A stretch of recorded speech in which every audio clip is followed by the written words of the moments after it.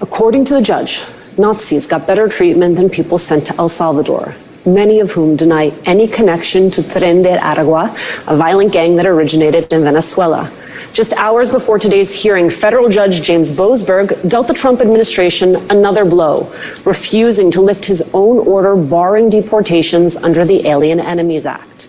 The judge saying, in effect, that when the government says that someone is a gang member and can be deported, they have the right to prove that they are not. Quote, before they may be deported, they are entitled to individualized hearings to determine whether the act applies to them at all. As the government itself concedes, the awesome power granted by the act may be brought to bear only on those who are, in fact, alien enemies.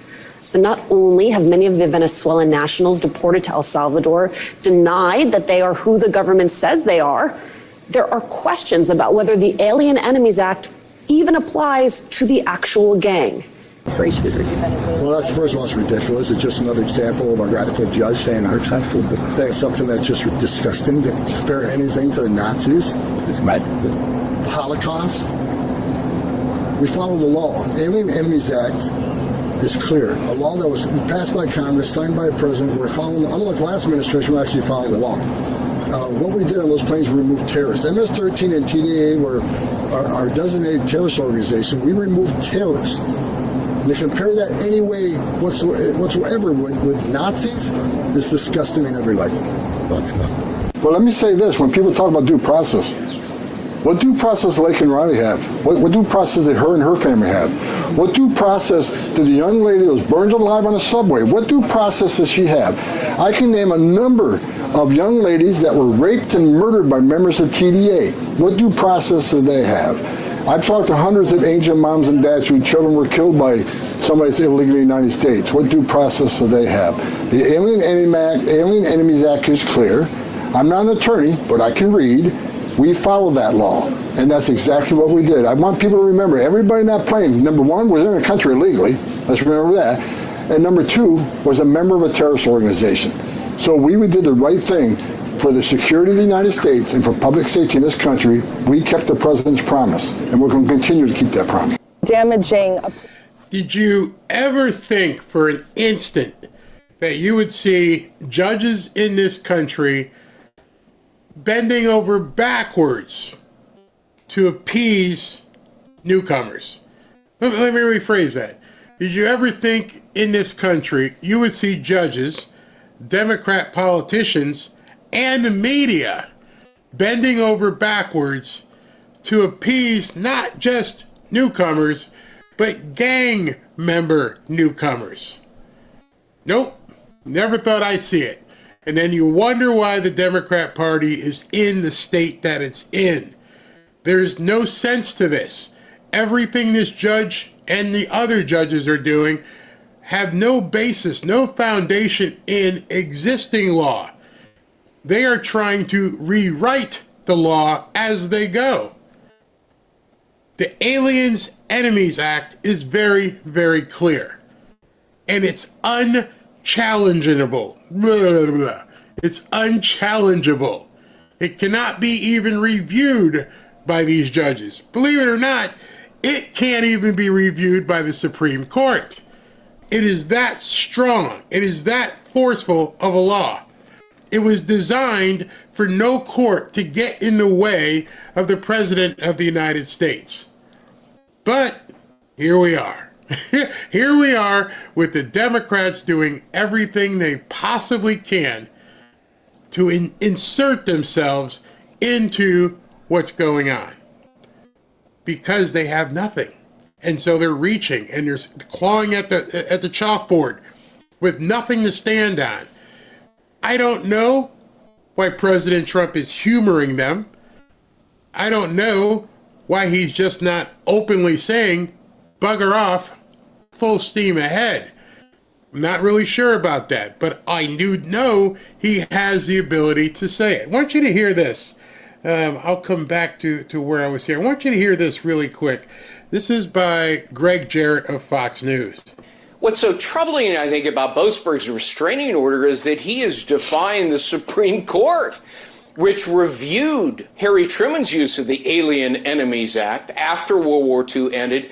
And the High Court said that not only is the act constitutional under the law of the land, it is not subject to judicial review by any judge.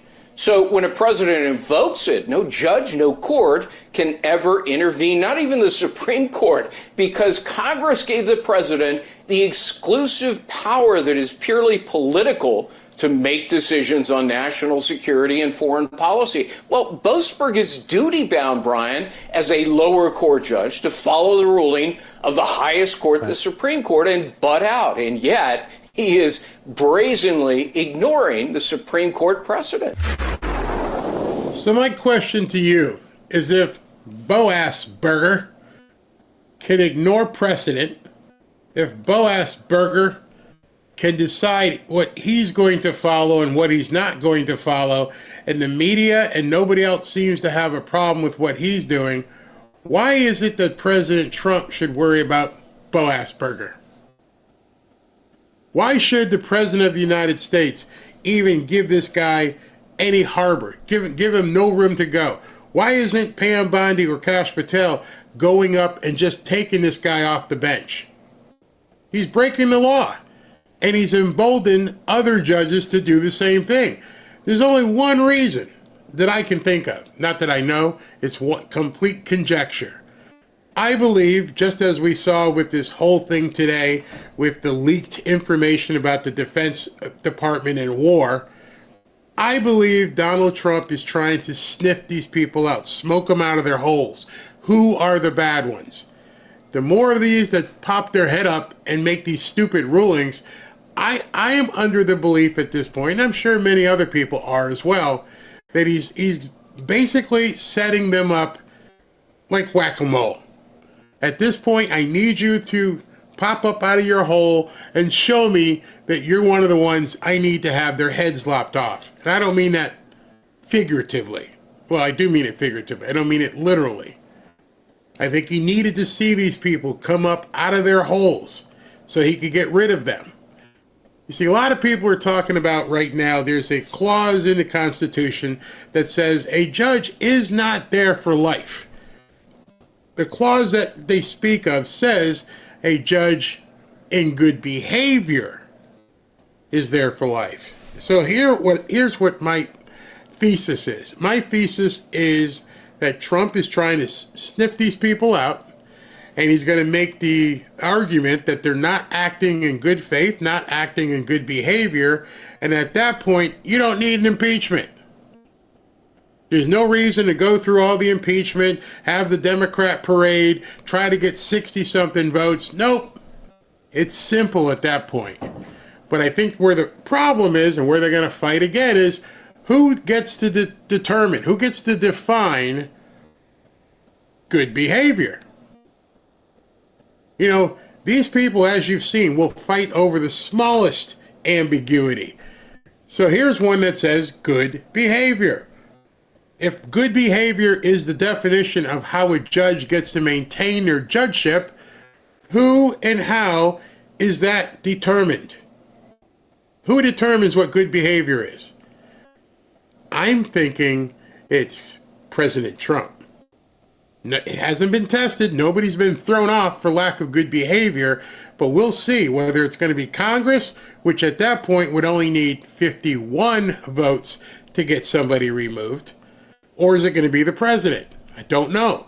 But I think there's a reason that we're seeing all of this happen right now. He needed to know who the bad apples were. Complete conjecture. I'm not an attorney. I don't have a constitutional degree in terms of constitutional law, but there has to be a reason that Donald Trump is letting this stuff continue. And it's not because it's out of the goodness of his heart. I think we're also going to find out that all this stuff today about the war plans being leaked, that was a honeypot too. I think that's a trap. I think at this point, Trump is moving on to, as we've seen, the 4D chess. You're not going to tell me that Pete Hegseth, Marco Rubio, Mike Waltz, all these people in that room were so stupid as to keep a Atlantic not an anti-Trump reporter on an email chain. No, I'm not going to buy that. Just not going to buy it. I'm amazed that the guy from the Atlantic bought it. I mean, what kind of idiot must you be to think, oh, looky here, they left me on this thing and I get all this information and I'm going to run out there and post it. Dude, you should have sat on that for about 24, 48 hours and just went, what do I have here? Because I think you just set yourself up too. So I think there's a lot of behind the scenes chess match going on, and we're going to see that over the next couple of days. Now, real quick, just to let you guys know, the show I'm having, excuse me, right now, I already had it in the can ready for it this morning, but because of everything that President Trump did, it got bumped till tonight. So this is what we're running with tonight. We're going to do this show. I'm going to continue with it because I want to show you how bad it is for the Democrat Party. It's really, really bad. I mean, I know we talk about it a lot, and we say things like, you know, they're done, they're toast, but I need you to sink in and realize how bad they are and how bad they're diving into this hole. Not just walking and falling in, they are willingly diving into the abyss. They learned nothing from November 5th or 4th, November 4th being the day before the election day, and they learned nothing in the result. So they're just following the same old plan, doing the same old stuff, which means you're going to get the same result. Look, when I show you this is going to piss you off. Absolutely piss you off. Does not affect Elon. If anything, it's giving him more money to fix the vehicle that you damaged. And we're going to continue to keep that promise. Damaging a personal vehicle does not affect Elon. If anything, it's giving him more money to fix the vehicle that you damaged. It's not damaging who you're thinking it is. Just before 6 p.m. on Thursday, Abigail Gale and her family were seated for dinner at Olive Garden. Over an hour later, they left, and what they found waiting for them was shocking. Quite a lot of damage. He keyed this side as well, which as you... That's the big reveal. Some idiot keyed this woman's car, and this woman is in a wheelchair. That's how bad the Democrat Party is right now. That is the depths of despair that these people have driven their constituents to. They're absolutely rabid mad. This is disgusting. You can see this side. It even looks like it affected above the tire. This is a lot more damage. This comes less than a week after a possible arson at a Tesla dealership in Kansas City. Gil believes her brand new Tesla was targeted because of the current political climate and perception of Tesla CEO Elon Musk. But it felt really disappointing that this is happening in such a great country, a great state. So for this to be happening in Kansas, of all places, is super shocking. She says her family has had discussions around if it's even safe to be driving a Tesla anymore, in part because of incidents like hers. If she could send a message to the man who keyed her car, it's this. You have put a very big crisis on me because physically I am in a wheelchair. I just hope that he definitely gets the correct punishment. I hope he pays all of the damages. It is well over $1,000, possibly over $10,000 of damage. I hope that the Wichita police continue to find him. Meanwhile, We need to be taxing the rich on the floor of the United States Congress. We need to be establishing guaranteed health care on the floor of the United States Congress, not erasing American history on the floor of the United States Congress. We need to be passing a living wage on the floor of the United States Congress. It's not just about Republicans. We need a Democratic Party that fights harder for us too. You need a Democrat Party that fights hard and keys the cars of disabled people. Yeah, that's going to really work for you. The crazies that you're talking to, that you're unleashing on the population. These are the people that are going to AOC, Bernie rallies, and protesting in the street. The dregs of society who walk up to an inanimate object that has done nothing to them. It's a vehicle. And you're keying a vehicle, causing somebody who you don't even know if they're Republican, You don't know if they're Democrat. You don't even know if they're disabled or not. And you're causing thousands of dollars of damages. And it's not against Elon Musk. That's where the insanity is. Elon Musk and Tesla have already sold that vehicle. Somebody else has spent their hard-earned money on that vehicle. And you're walking through parking lots keying these things. What do you think you're doing? You are turning off so many voters. Maybe we shouldn't be telling the Democrats this, because they don't understand. You're sending these orcs out there to trash people, to do whatever they can to a Tesla sitting in a parking lot of an Olive Garden. Not knowing, you didn't stake it out and go, did that person have a MAGA hat when he came out of there? Because if they had a MAGA hat, then we go ahead and key it. You're not even looking. You're so incensed, you're so insane that you're walking past a car parked that somebody else has purchased. What kind of person are you? The objective of your disgust, your scorn, Elon Musk has nothing to do with that car in Kansas in a parking lot. It doesn't cost him a dime. So all the violence that you're seeing, even at the dealerships, you think it cost Elon Musk money? Well, at the dealerships, they've got insurance. So if people are paying more insurance, that's going to cause people in that area for their insurance rates to rise. If people are keying cars, they're the ones who are going to have to put it in the shop and pay it, not Elon. All this does is show how completely mentally detached Democrats are. They don't even know why they've been worked up into a complete frothing mouth. Speaking of frothing mouth, listen to what Miss Cueball here had to walk into. I'm losing my job and my baby is over in another country and can't come home. She works for USA. We're both public servants. Yes, and nobody is helping. Have the Democrats make a call and have everybody show up in Washington, D.C. and take back our country on. They get ready to take the money that I worked hard for since I was 16 years old. And now I'm 57 and won't have nothing. And I'm struggling. I am struggling. And they don't get it. I don't understand. Democrats, we gotta get down and dirty.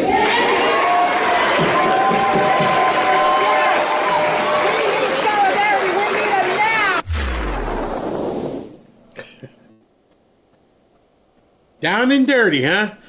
Just whip him up. Get him, hey, you took my money. I work for you. Hey, man. Hey. I don't think anybody, not even Elon Musk and his guys, nobody went into your personal bank account and took your money. That's a lie. So that's probably staged. But in any event, what it shows is that these people have completely lost it. You need to know this. Barry, why are you showing it to me? You need to know this because now you know what you're up against. They are looking. They are begging for the call. Come to Washington. Tear it up. Get down and dirty. Whatever the hell that means. The Democrat Party at this point, I've said many times, they're in a plane that's ditching, and they can't pull up. They are seeing the product of their insanity firsthand. It's not going to change. It's over for them. They have made the Republicans and MAGA the boogeyman. They have made Elon Musk the monster in the closet. And unfortunately for the Democrats, here's the big problem for them. They can't tell the people how they're going to save them from the monster in the closet or the boogeyman. You see, you created the narrative of the boogeyman, but you didn't have any way to figure out how to help Save them from the boogeyman. And so now what's happening is they're turning their anger back around on them. Like, hey man, do something. And they're Nancy Pelosi got screamed at. They don't understand at this point that they hoodwinked you, they gaslit you, they made you feel as though, Trump and MAGA and Elon and Big Balls and everybody else, they were doing so many things to you. We need to do something. We need to fight back. And now they're like, okay, let's fight. And the Democrats like, oh, we ain't got nothing to do. There's nothing we can do. We're being found out. And biggest thing is they're taking our money. They have found out at this point all the money we've stolen from Americans. Even the $600 million to Australian universities. They're finding all the ways we took money from Americans, including this way. Well, the case of fraud was with the Small Business Administration, where they were handing out loans, $330 million worth of loans to people under the age of 11. I think the youngest, Kelly, was a 9-month-old who got a $100,000 loan. That's a very precocious baby we're talking about here.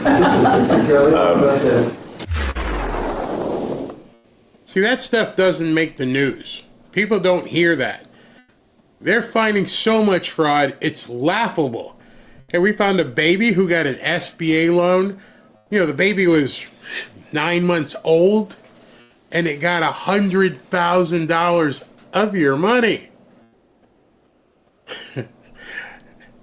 That's crazy. That's absolutely insane. $330 million, and much of it going to kids under the age of 11. We're not talking Social Security payments for parents have deceased. This is SBA. So somebody walked in with a business plan and submitted to, the SBA and said, I'd like to get $100,000 for, better nipple rings or something. Because, when I'm trying to get the money from, the moolah from mom, the nipple ring's in the way or something. I make light of it because it's absolutely absurd. They have found over decades how many different ways to steal from you. And we're sitting back going, wait a second, did they really give a 9-month-old baby $100,000? Yeah. Seriously? They gave a baby, who cashed the check?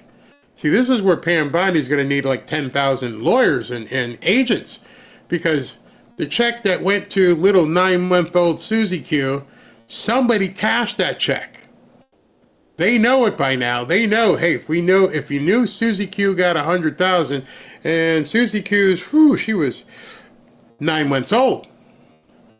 So where did the check go, and who cashed it? And they're probably having to do this thousands and thousands and thousands of times to trace where the money went, how it hit some account somewhere, who controlled that account. They've been stealing for you for so long. They just came up with ideas and just ran with it because Wally the Nigerian, again, never question an invoice. Pay everything.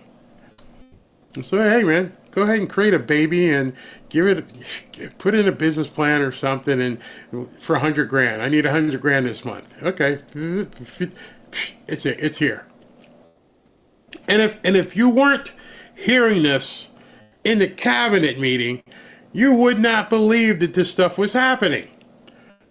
And now we hear judges are out there saying, stop, make sure you don't stop the payments, keep sending the payments. Why? Because idiots like at Miss Cubal's meeting was screaming because his baby and his wife are stuck over in some other country and they took all our money away.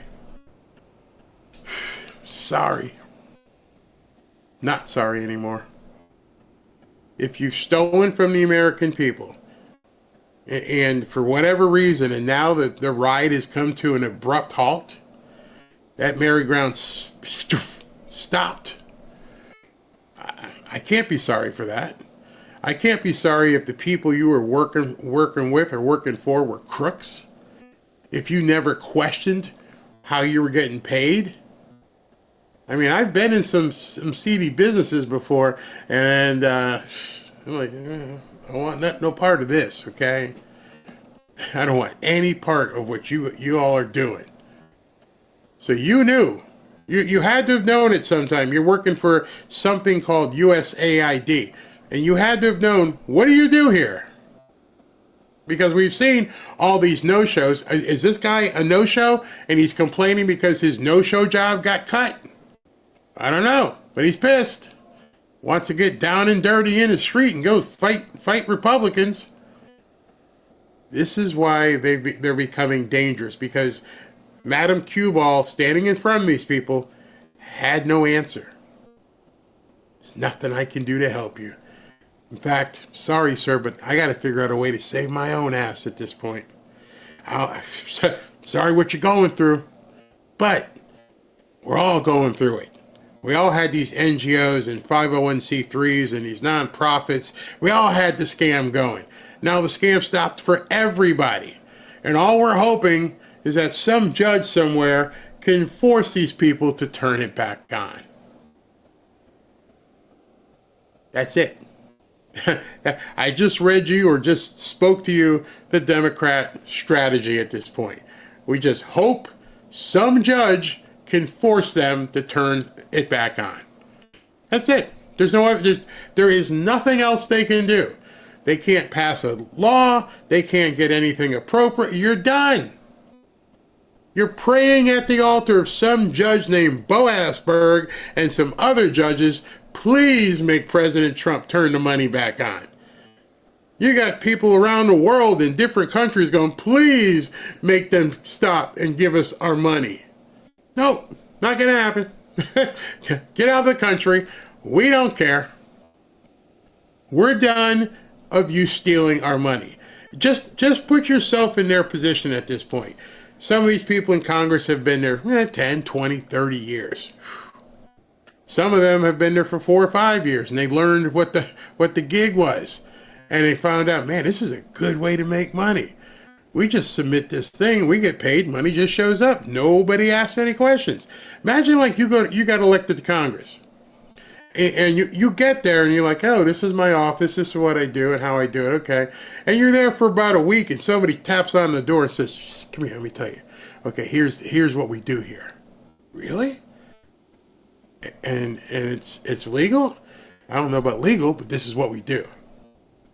And how long you been doing it? 10, 15 years. Nobody's ever asked you? Nope. Not a Republican? Nope. Nobody from the Department of Justice? Nope.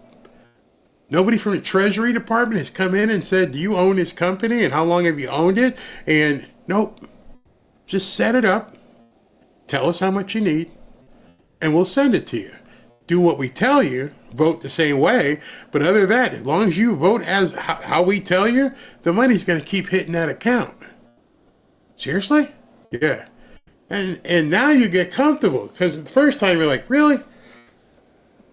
And then you get the notification on your phone, 10 grand just hit your account. You start looking around, you think you're on candid camera. Next week, another 10 grand hits your account. Oh, okay, so I see how this is working. What do I need to do? You just vote when I tell you to vote. Tell you to vote how I tell you to vote. Just keep doing that, and that'll keep happening. You know that was what happened. These people got comfortable, they got in there, and they realize now just scream bloody murder about Republicans and racism and blah, blah, blah, blah, blah, and you'll keep getting the grift. And now all of a sudden, you got fat and happy expecting these $10,000, $20,000 a week payments to hit your account. And not only has it stopped, but Pam Bondi is now tracing where the money went. You know there's a lot of sphincters in Washington, D.C. that are tight right now. Like, ooh, what do I do? What do I do? Well, it's too late. That's the other thing. So that's why they have to rely on these judges. There's nothing else they can do. And I want to stress that so you know, there's literally nothing the Democrats can do. They can't say, hey, listen, I'm going to sponsor a bill to... Nah, we're not going to vote for that. Okay, so now we're going to try... Nope, not going to vote for that either. Nothing. There's nothing you can present. And then you got to think to yourself, I'm going to run in 2026. Good luck. Because by the time 2026 comes, one, Trump will have been so successful you won't be able to run against him. And two, Pam Bondi's going to have a couple conversations with you. And there's going to be some evidence that come out. You won't be able to do anything. Your opponents now are sitting back and salivating. They're just waiting for it to drop. Which may be something Trump's doing as well. Understand, for these first 2 years, maybe I can do what I can do until we unveil everything. I don't know. But what I just wanted to convey in this opening, I know it's went a little bit long, is that they have nothing they can do. I really want you to understand there's nothing in their repertoire, nothing in the toolbox, nothing that they can do except wait and wonder what's going to happen. Imagine being in that position where you're completely helpless. Your constituents are completely helpless. They're asking you, what are you going to do? You're like, nothing. Love the situation he's put them in. Oh boy, appreciate it. Nancy says, boy, I really want to see AOA and gang in jail. But one of the problems, you probably won't see AOC in jail. You know why? Because when the poop hits the fan, it's going to be who's going to cut the deals. Hey, Bernie told me how to do it. Hey, Nancy Pelosi showed me how to do it. She's been doing it for 25 years. You're going to see people start falling on each other. Either that or disappearing, one or the other. Please, dear Lord, protect Bondi, Patel, and Bongino while they are covering all these crimes and criminals. And if there's anybody in the chat who thinks that what I'm saying isn't true, I'd love for you to tell me what options they have. Other than the judges, which that clock is ticking hard, what options do any Democrats in Congress or the Senate have into saving their asses? I'm more than willing to listen. You don't have control of the House. You don't have control of the Senate. Everything you're saying is dead on arrival. Tell me. Let's see here. Bernie Carter. I hear President Trump and others are planning Trump to run again in 2028. I don't think he wants to. I don't think he wants to. George, the show is about nothing. Exactly. Singer, what are you going to do when they come for you? Yeah, I'm looking at the comments now because I'm sure there's trolls that are in here, and before I go further, I was just trying to, if you think I'm wrong, tell me anything a Democrat politician can do right now to save their ass, save their parties. Nothing. Absolutely nothing. I've been watching. So, since I don't see anybody saying that, let me continue because it only gets worse from here. It gets actually worse. So let me get into the next section of this. Okay, right here. Which has led to kind of an interesting debate or discussion. Before we go any further, who is selling these people these glasses? What is it about these glasses that the liberals say to themselves, I gotta have this. I just have to have this fashion statement. Rosie O'Donnell, Keith Olbermann, they're all on TV wearing those glasses.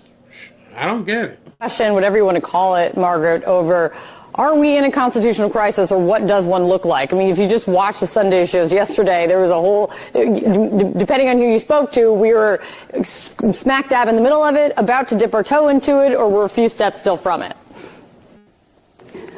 Yeah, and one of the kind of voices getting a lot of coverage around this has been Michael Ludwig, federal judge retired, who comes to us from the President Bush era, a conservative who has been, even before the election, raising his concerns about President Trump. But he says, yes, we are in a constitutional crisis. So other lawyers you hear from say, well, you shouldn't use the word constitutional crisis until it's reached full-blown crisis levels, because then nobody will believe it's a crisis when it's a crisis. But what the hell did she just say? Let me ask you a question. Can you define what a constitutional crisis is? Can anybody define what a constitutional crisis is? Is it like, porn? You know it when you see it? Tell me what a constitutional crisis is. Here's the Constitution. It is a document that sits right here and says this, this, and this. So if something is a, quote, constitutional crisis, it would have to be something that goes against that document, correct? Thus far, who is going against that document? The Democrats. Those are the people who are going against the document. So how do you define constitutional crisis? And before you answer that, show me anything where anything has been definitive in regards to being against the Constitution. Because as of right now, President Trump has been kinda winking at these judges and going, it's coming. But as of right now, nothing has happened. You see, what's going on is the Democrats want to, once again, scare their constituents into saying, oh my God, it's a constitutional crisis. As if there's never been lawsuits in our government. Was it a constitutional crisis when Biden said, I'm going to find a way around the Supreme Court so I can do student loan giveaways? Just wondering. Was it a constitutional crisis when, what's the word, Roe v. Wade got overturned and people were going to different states to avoid it? Is that a constitutional crisis? I'm just trying to find out what the definition is. You keep using these words, but you never tell people what it is. The questions baked into this is, what's the judiciary's recourse, right? A district level judge, a case can be appealed if a president or anyone doesn't agree with it. Then the appeals court cases can be appealed all the way up to the Supreme Court. But at the end of it, or at least every step along the process, the administration is expected to follow the rule of law, and what the Supreme Court says stands until a future. So you're describing right now everything that President Trump has done. He's been appealing. He's been filing the documents. I've seen them. The judges keep denying it. He'll file something else, and he's just working his way through it. Where's the crisis? I'll tell you what the crisis is. They already know this stuff has no bearing, no substantiation, no basis. They're, once again, setting up their audience that what Trump's gonna do, he's gonna do it eventually, and when he does it, oh my God, we told you it was a constitutional crisis. Because this is like saying you found a tumor and you haven't even been to the doctor yet.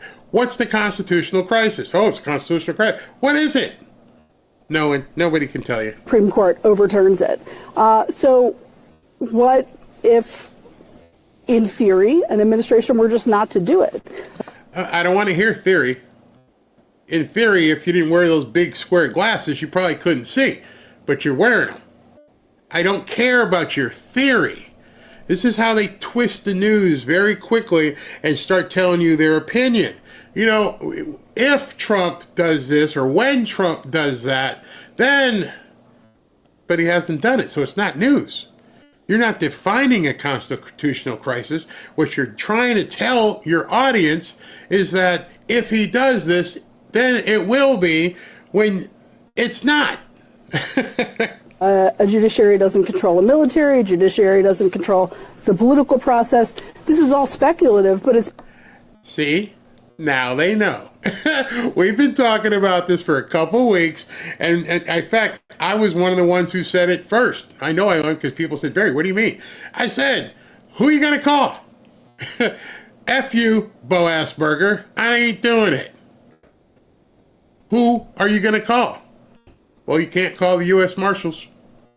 That's Pam Bondi. Can't call the Department of Justice. That's Pam Bondi. Let me call the FBI. That's Pam Bondi. Let me see if I get the military to step in. That's Pete Hegseth. Who are you going to call? It's starting to set into them that they have absolutely nothing. Understand, this is what you can see. She's very uncomfortable about it. Well, we don't know, how you would enforce it. Yeah, we do. You won't be able to. That's the answer to the question. All the boards on, all the pieces on the board are already taken. They're all red. They're all red, and they've surrounded you. What are you going to do? See, that's a very unhealthy situation for Democrats to be in, because all they have is the media and riots. Nothing else. You're getting this, aren't you? And they're starting to realize it and going, oh boy, we backed ourselves into a corner here. You sure did. Oh, and you ain't got any money. Part of the concern that these folks are raising, and it is because they're supposed to be these three, separate branches of government: the executive, the legislative branch, and the judiciary. And then there's voters too. What happens when the legislative branch empowers an executive branch that's trying to expand its powers? And what happens when an electorate's like, yeah, let's go for it? And so I think you just described where we are right now. What happens when a legislative branch says, we're going to make the president stronger? And then the president gets stronger, and then the electorate, you, say, do it. There's somebody who's been paying attention, and that's why she's nervous. Every poll that keeps coming out, this dude keeps getting stronger. 52, 53%. He keeps getting stronger. The people are like, do it. Do it. And they're like, well, the people are cheering this stuff on. Uh-huh. So what comes next, people? If he has the people behind him, and he has the Congress behind him, and he has the military behind him, what do you think's going to happen? You don't have to be a brain surgeon here. You can start looking around and going, yeah, it's happening, isn't it? Yeah, it's happening. At this point, dig your hole, get your bunker, because it's coming. It's undeniably coming. And these people in the media, they're screwed. That is the potential. That's what is driving the idea of a potential crisis, is when a president says, instead of saying, I disagree with the judge, when a president says, we don't need to do that, or this person should be impeached, or this person should be removed from the bench, it raises concerns about that. Speak of the devil now. I'd say at this point it raises concerns. Again, put yourself, if you don't believe me, put yourself in any of their position. Put yourself in the position of the media. Oh, shit. The FCC may turn us off. We may get hit with a lawsuit for $200 billion. Better watch what I say. You're in Congress. Again, pretend you're a Democrat politician. And you have nothing you can do, and you're rolling all the dice at this point, just hoping that the justices on these little courts will stop him. That's it. Your entirety of your strategy at this point. There is none. Please, dear God, can somebody stop him? And now you've lost the people. You've lost the Congress. You definitely lost the president. You lost the cabinet.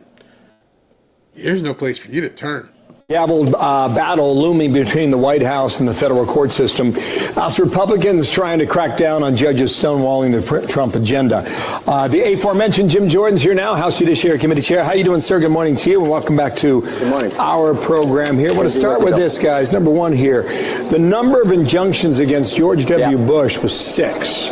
Obama had 12. Trump 1.0 was 64. Biden 14 already. Trump.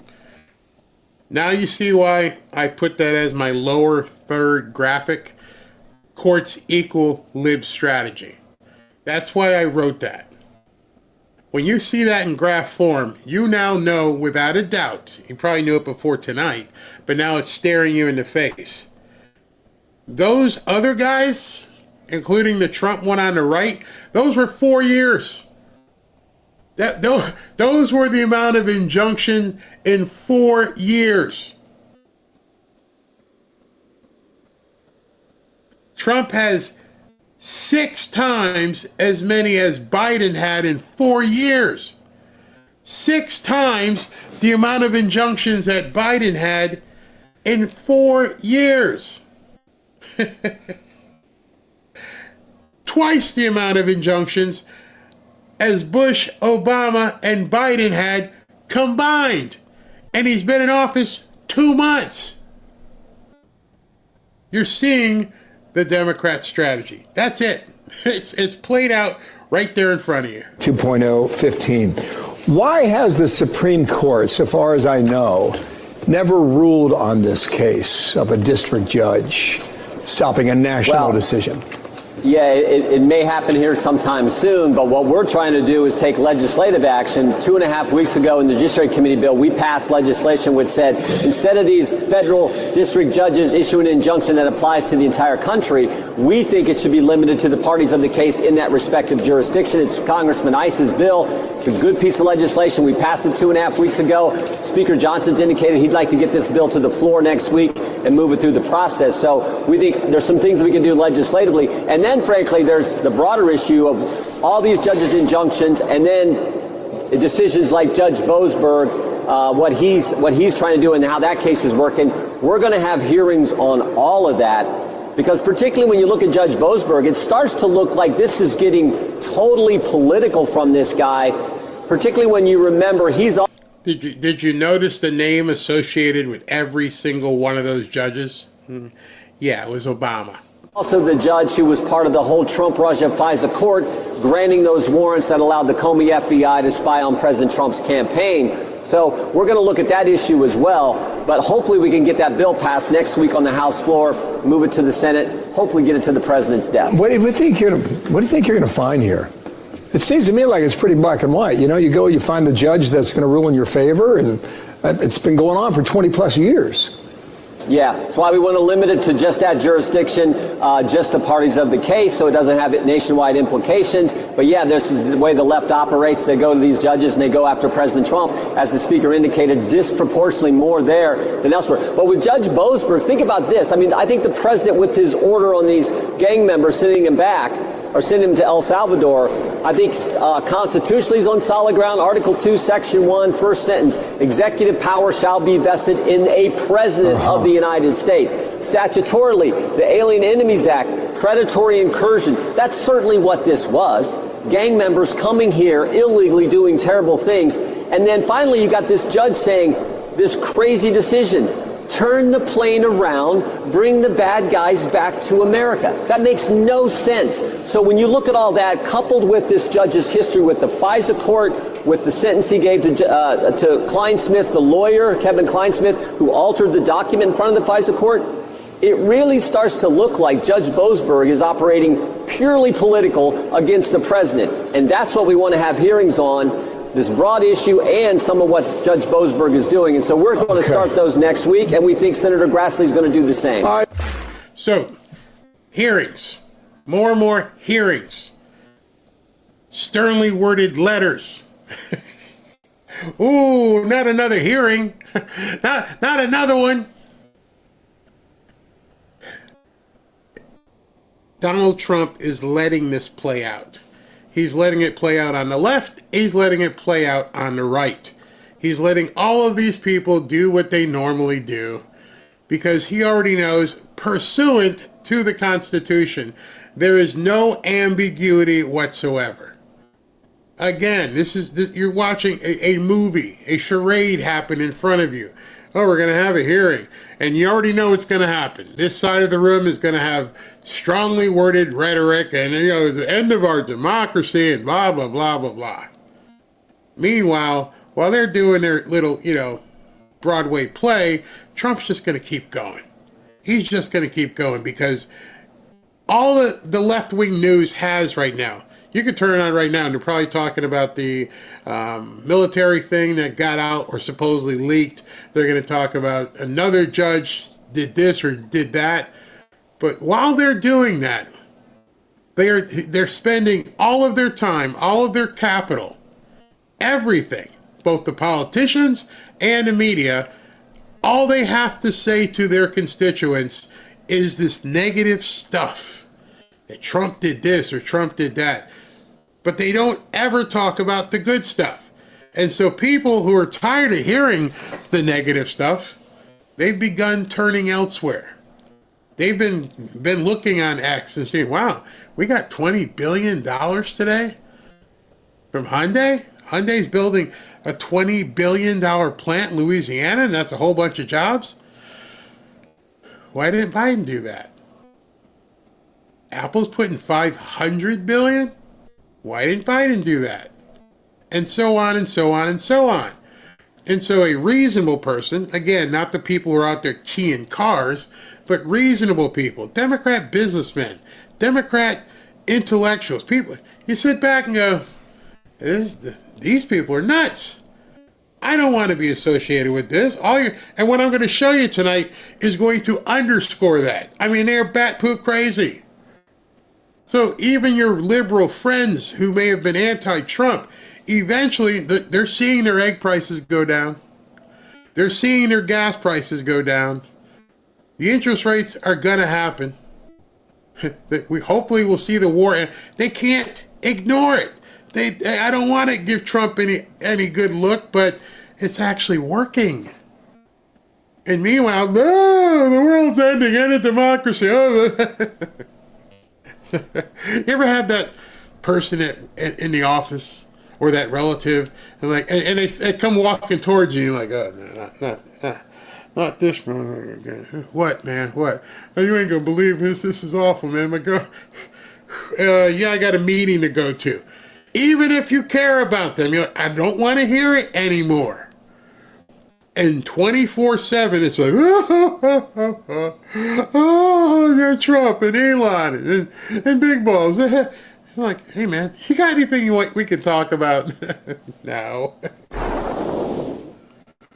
In addition to those questions come the legal challenges to President Trump's executive order. Today, a coalition of advocacy organizations, including the NAACP, the National Education Association, and the Education Law Center, have all filed a lawsuit to prevent the administration from further dismantling the Department of Education. Joining NAACP? Why is the NAACP suing to stop the dismantling of the Department of Education? See, when they tell you who they are, that's who they are. The NAACP doesn't want the education department to be dismantled? Pray tell why. What problem do you have with it? Oh, yeah, we know. You're going to love this. Now is Becky Pringle, the president of the National Education Association. Thank you so much for being here. In case you didn't remember who Betty Pringle is, let me remind you. Hey, we have to win all the things, all the things, all the things. Our colleagues are depending on us to win all the things. Keep going, NEA. To preserve our democracy, we must win all the things. Delegates, we won't go back. We will keep going forward because we are the NEA. We are the NEA. We are the NEA. This morning That would be enough for me to never put my kids in public school ever again. Everybody who's a parent, she runs the national education thingy, whatever. One of the ones who's suing President Trump for stopping the Department of Education because she wins all the things. What in the hell are you talking about? I didn't make that up. She did that. That's who these people are. Believe them when they show you who they are. What the hell was she talking about? And if you think that didn't make any sense, oh, wait till you hear this. First of all, what does the lawsuit allege? It's good to be with you, Sarah. We have seen steady destruction of the Department of Education, ending with the executive order late last week. But Trump's been in office for 2 months. How has he had steady destruction of the Department of Education? Trump got in office on January 20th. It's March 24th. How has there been a steady destruction of the Department of Education. The lady on CNN, again, they spit this stuff out and they never challenge him on it. Tell me how in 2 months he's had a steady destruction of the Department of Education. Didn't start there. Donald Trump and Elon Musk and Linda McMahon all have been talking about destroying the Department of Education, and they have already taken action. Over half of the people who work there, of course, have been let go. And then, of course, we have seen them saying that they're going to actually dismantle it. Now, we know that is something that only Congress can do. So we know that this administration is overstepping its authority. And that is what our suit is about, that authority rests in Congress. Let me ask you this. Congress is ultimately the decider of whether or not the whole agency is gone. Aha. See, the CNN lady there tried to direct her back. They're like, no. Congress may be the decider if the entirety of the agency is disbanded or dismantled. But the president and the secretary can most assuredly begin whittling off pieces. And so she tried to, let me push you back over here. You know, Congress ultimately can do that, but you understand this, right? Huh? Yeah. Whether or not Trump can get rid of the agency, Congress has to decide that. They don't have the votes for that. But do you think that in this inference and what he's doing now will irreparably break the Department of Education? You know, Sarah, I taught middle school science for over 31 years. And what I know is that what this administration has done by stealing resources from our students. Stop, CNN. You're misrepresenting. No, it's not misrepresenting. You're fraudulent. You're lying.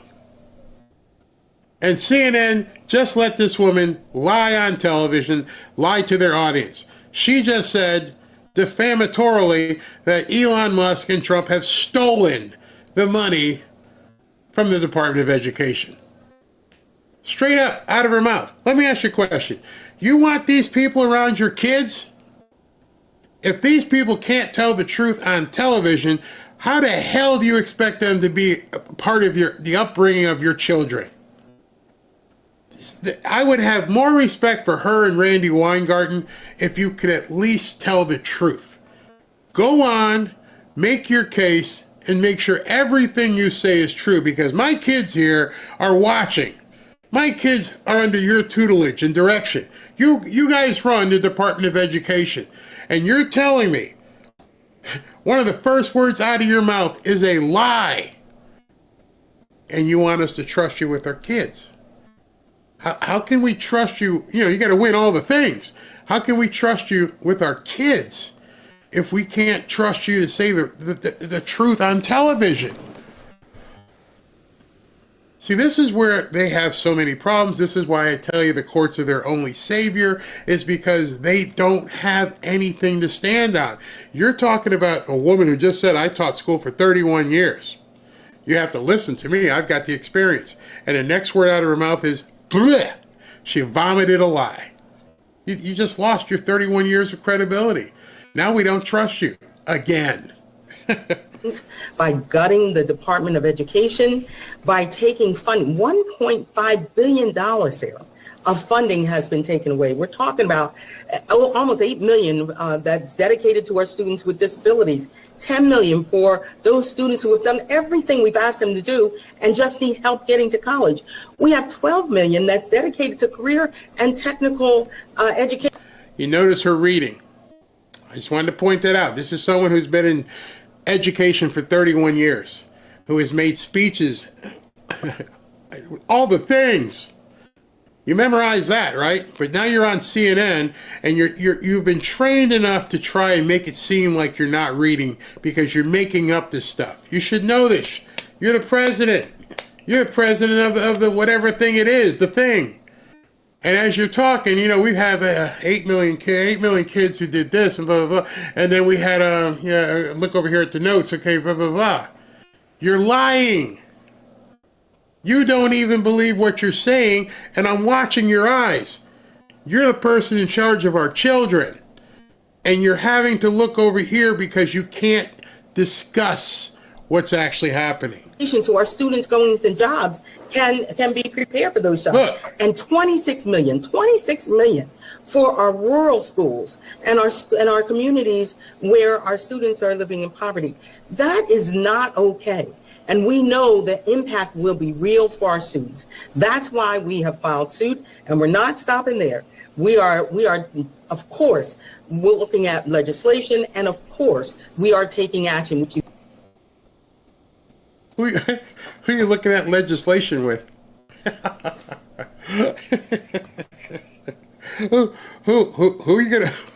Who's gonna bring legislation for you? Liar. You're dead in the water. You're dead in the water. And by the way, how come up until 2 months ago, we have been last in education? Is a lady on CNN going to ask her that? Can you tell me, with all this money that you just said that you have to have, how come you have not performed? Why are our kids stupider? Why are these kids not at a reading level, math level in certain states? They're not even on the same thing, that same plane. They can't read at their age level. Why are we failing? You know, if I was on CNN, don't you want to know these things? Seen thousands of parents and educators and students all over this country just last week taking action, mobilizing to say, no, you will not steal resources from our... Just said it again. Just said it again. Mobilizing people, riot, riot, riot, scream. That's all they can do. Let's mobilize. Let's get out in the street. People can't read, but hey, let's get out in the street. And they're stealing money. So CNN puts this up here and says, Title I grants funds for schools with high poverty rates. Okay, the poor black peoples. All right, so $18 billion to school districts, $26 million to students. It seems like a big disparity there. $18 billion to the districts, but only $26 million went to the kids. Miss CNN lady, would you like to ask her what's with this discrepancy? Well, how come the kids get a pittance and you guys get all this money? Nope, don't want to ask her that, huh? Our students. Here is the argument being made against the Department of Education. We heard it just recently from former Governor Sununu. He said, look, it's too big. It forces states to go through too much bureaucratic red tape, and it only funds a fraction of the state's education needs. It's somewhere between 6 and 13%. So why does... So now CNN lady's confronting her with some real information. You took all this money and only 6 to 13% actually fund education. So all the numbers she just spouted off. Oh, they're taking away $9 billion here and that. Blah, blah, blah. So that it's not all for the kids. So what is it for? That need to employ so many people? Why does it need to exist? Which Republicans, many of them, are saying it doesn't, and certainly Donald Trump trying to get rid of it. You know, Sarah, let's be clear. Every level of government has a role to play in making sure that every single one of our students gets what they need and what they deserve. The federal government's role in the establishment of the government, the Department of Education. I'm waiting for an answer.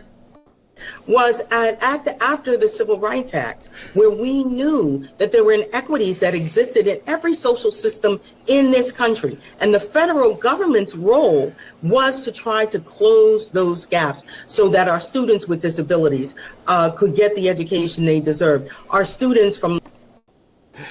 And so, in other words, since the Civil Rights era, you've never been able to close that gap that you guys were charged with closing.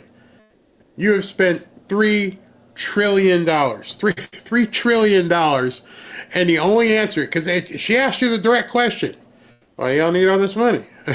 I mean, hey, the Republicans are saying is, what's your answer? Well, you know, since the Civil War and you know, black kids, what about the white kids who are poor?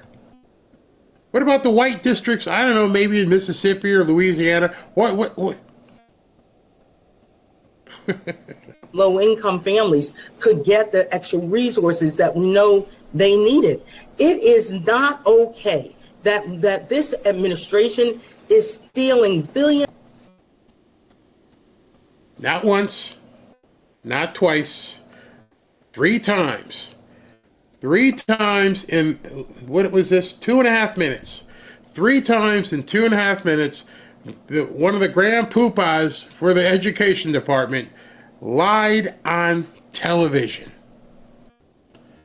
These are the people, the reason why I wanted to bring this to you, because you can tell your liberal friends, you can scroll to this video, you can say, hey, listen to this segment right here. Don't say nothing else. Listen to this segment. And listen to this woman and tell me, do you want these people overseeing trillions of dollars and your kids? Just listen, Shirley. Listen to this woman who's responsible for educating your children. Would you even trust this woman to babysit your children? If she's lying on national television, you don't mean anything. She'll say anything to you if she even bothers talking to you. You might just be too much of a peon. I ain't got nothing to say to you. One of the people, one of the top 2 or 3 people with Randy Weingarten in charge of looking after little Johnny and little Susie, making sure they're educated, has failed miserably for decades, is mad because funding is taken away, and in the opportunity she has to bolster her case to a national televised audience, she lied 3 times in 2 minutes. I would make this and just cut it and bring it to the judge and go, why am I giving these people any money? Why is my money and your money going to these people who are openly willing to lie in your face? Of dollars from our students to give billionaires tax breaks. We know that's number 4. Number 4. She just lied again. She just said the reason that they're making the cuts is to give billionaires tax breaks. See, a lot of times when I do these videos and I cut them, I do it for emphasis so you guys can hear what they're saying, because they talk so fast and they just go through everything, they just keep going, and then afterwards you're like, what did she even say? What's Barry talking about? You just heard her. You just heard her lie 4 times. I don't know if she does it again. I mean, there might be some more coming up. Let's see. Exactly what they plan to do. We know that students have already been harmed and hurt, and our families are reeling from the impact of taking away the role of the federal government. And let's be clear. It hasn't happened. Kids are already hurt. It's already happening. Where? It hasn't even been put into place yet. He just signed it last week. It hasn't filtered down to the states. It hasn't filtered down to any schools. We're not only talking about funding, we're talking about making sure that any complaints that come in from our schools through the Office of Civil Rights, which has been gutted, I'm sorry. I've said it so many times here, people sometimes get pissed at me. But these people only care about race. That's it. They could care about anybody else. That's why the NAACP is in the lawsuit. It's about civil rights. It's about black people. It's one of my pet peeves because I'm black. It just terrifies me that people like this have assumed any sort of position of authority. How long are you going to lean on the race card, man? That crutch is old. It's tired. It's played. And the answer to the question is, why? Remember the question, why do you need all this money? She never answered it. She just lied her way through it, and she never answered the question. And then the CNN lady didn't ask her, why are the kids failing? How about that? Why are they failing? Under your direction. They are investigated. That's why the NAACP has joined in this lawsuit. So we have a lot of work to do, and we are ready to do it. It's pitiful. It's absolutely pitiful. I watch this stuff, and maybe I see it from a different perspective because I'm black myself. And I listen to them, and I'm like, come on, man. You're putting us back so many years. You're making us look stupid. We're still on a crutch of racism. Come on, seriously? We just had a black president not too long ago, and you still believe that you're fighting this racism? Man, there's got to be some something out there that shake the tree and say, stop! Stop! Oh, the Civil Rights Division is being gutted, and that's why the NAACP... Come on! Nothing on the Democrat side is based upon merit. There's nothing based upon performance. I've heard and read Dr. King's speech many times. He wouldn't be a civil rights icon today. Nope, wouldn't be. And one of his biggest things says, I would prefer my kids not be judged by what? The color of my skin, but rather the content of their character. He was trying to get away from a racial divisive country. Don't judge me by my color. Judge me by my performance, the content of my character. He'd never be allowed to be in such a movement these days. They don't want nothing to do that. No, we gotta have civil rights. You stopped Martin Luther King so you could do this stuff for 50 years. Makes me sick. I mean, literally just turns my stomach. Man, if I was... I personally, again, my father was an immigrant. My father came over here with his brothers. I've told you the story. Came from Jamaica. He made it. My sisters made it. My cousins made it. None of us look around and go, here, I'm black. Really? Yeah, I'm black. And I don't know what to do. It's all stacked against me. I can't have, nothing's working. But then you turn on the TV and like, oh, whoa, it's March Madness. What are all these black kids doing?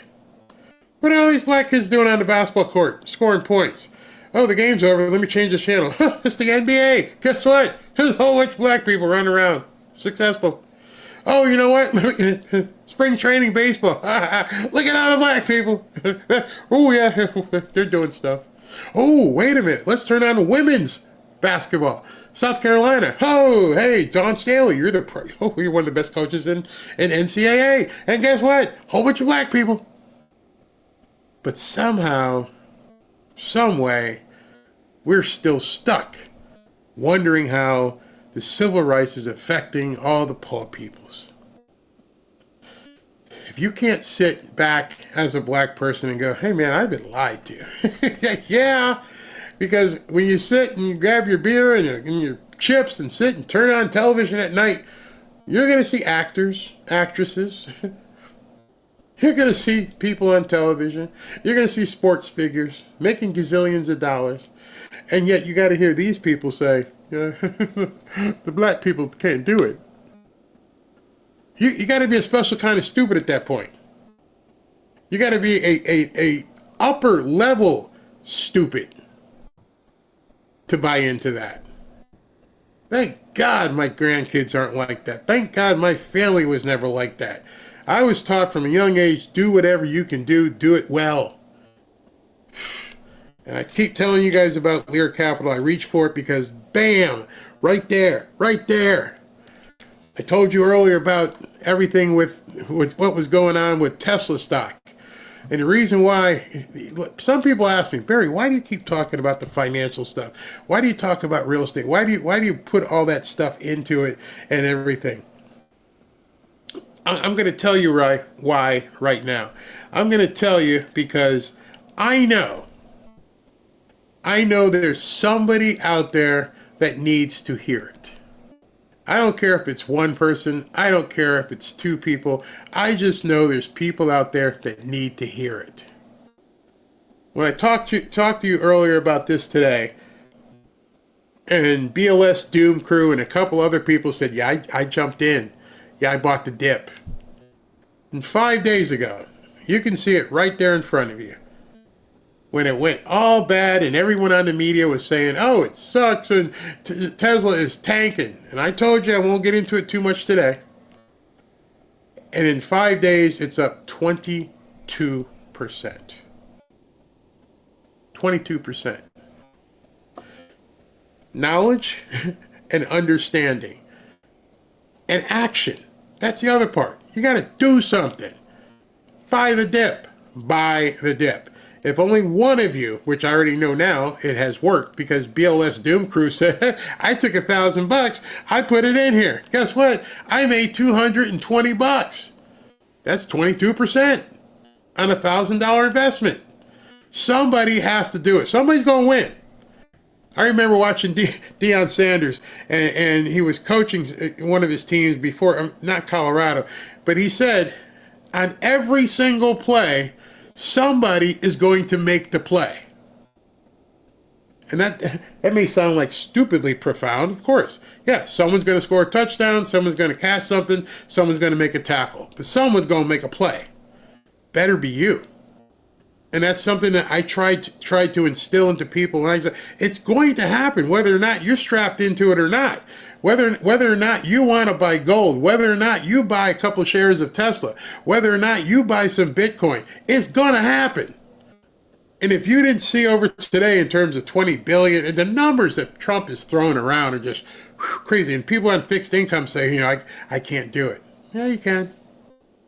Don't say can't. Ask how. That's the question. Maybe two of you get together. Imagine this. What if one stock of Tesla is $278?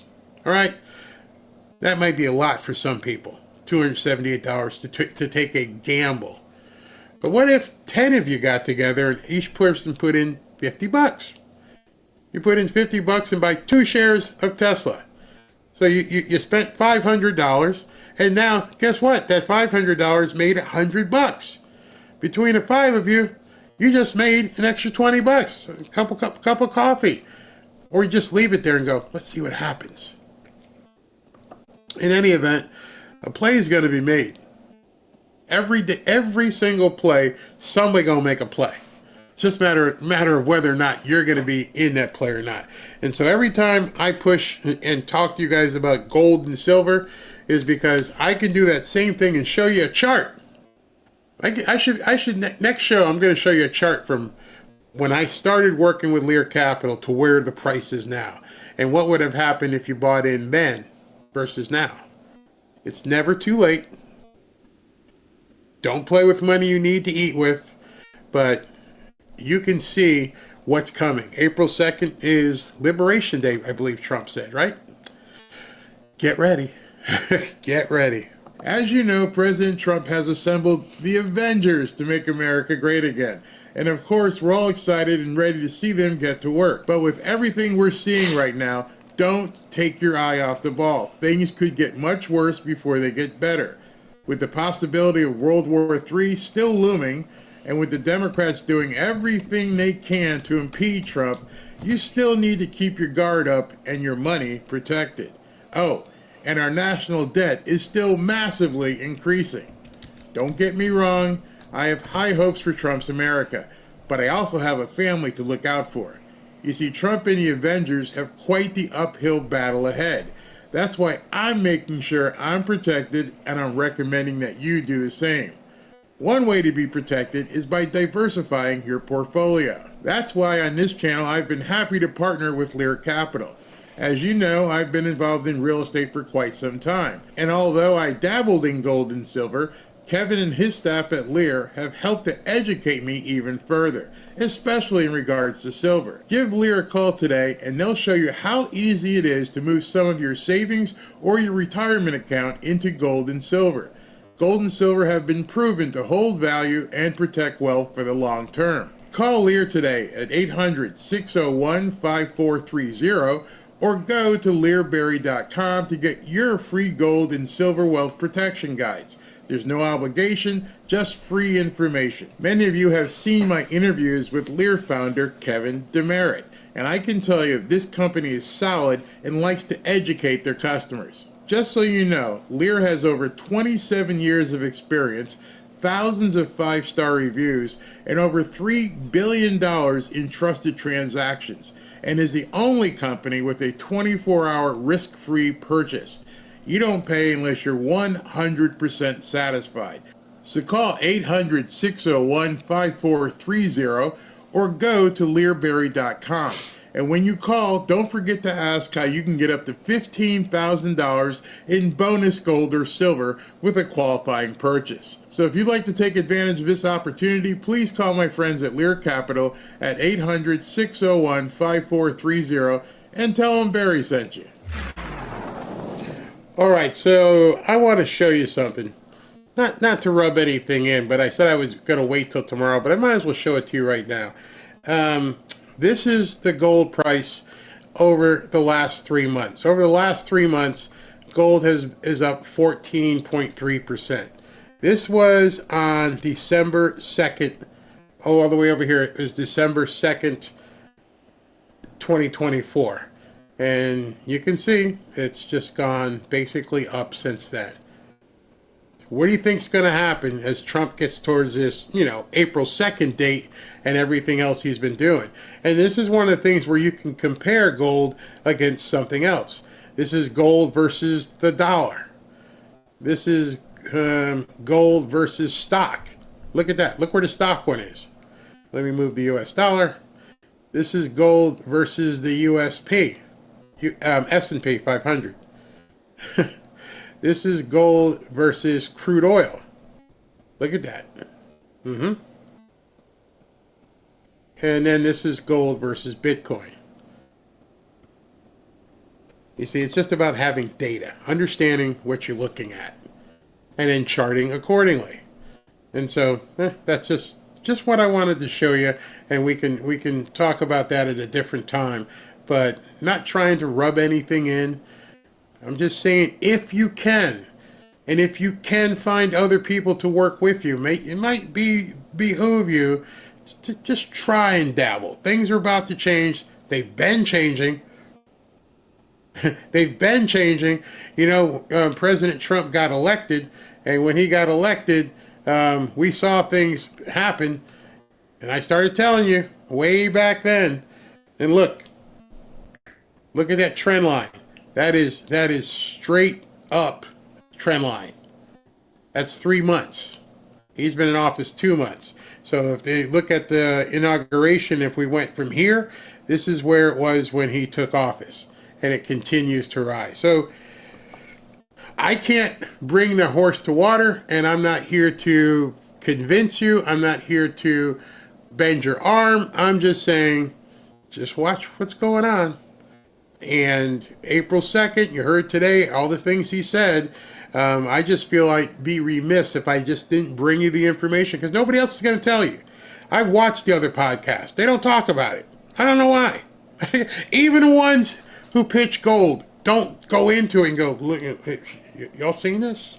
Y'all watching this? No, they don't say that. They read through it real quick. Hey, listen, if you want to get some gold, call 1-800-1. And I'm like, dude, these people don't know what you're saying. You're just saying, hey, just buy some gold. You're just taking some money from somebody. You're not helping people understand. I've had people approach me and say, hey, can you have like a financial day, take one show and just do all financial? And I'm like, I don't know if there's enough people who want that.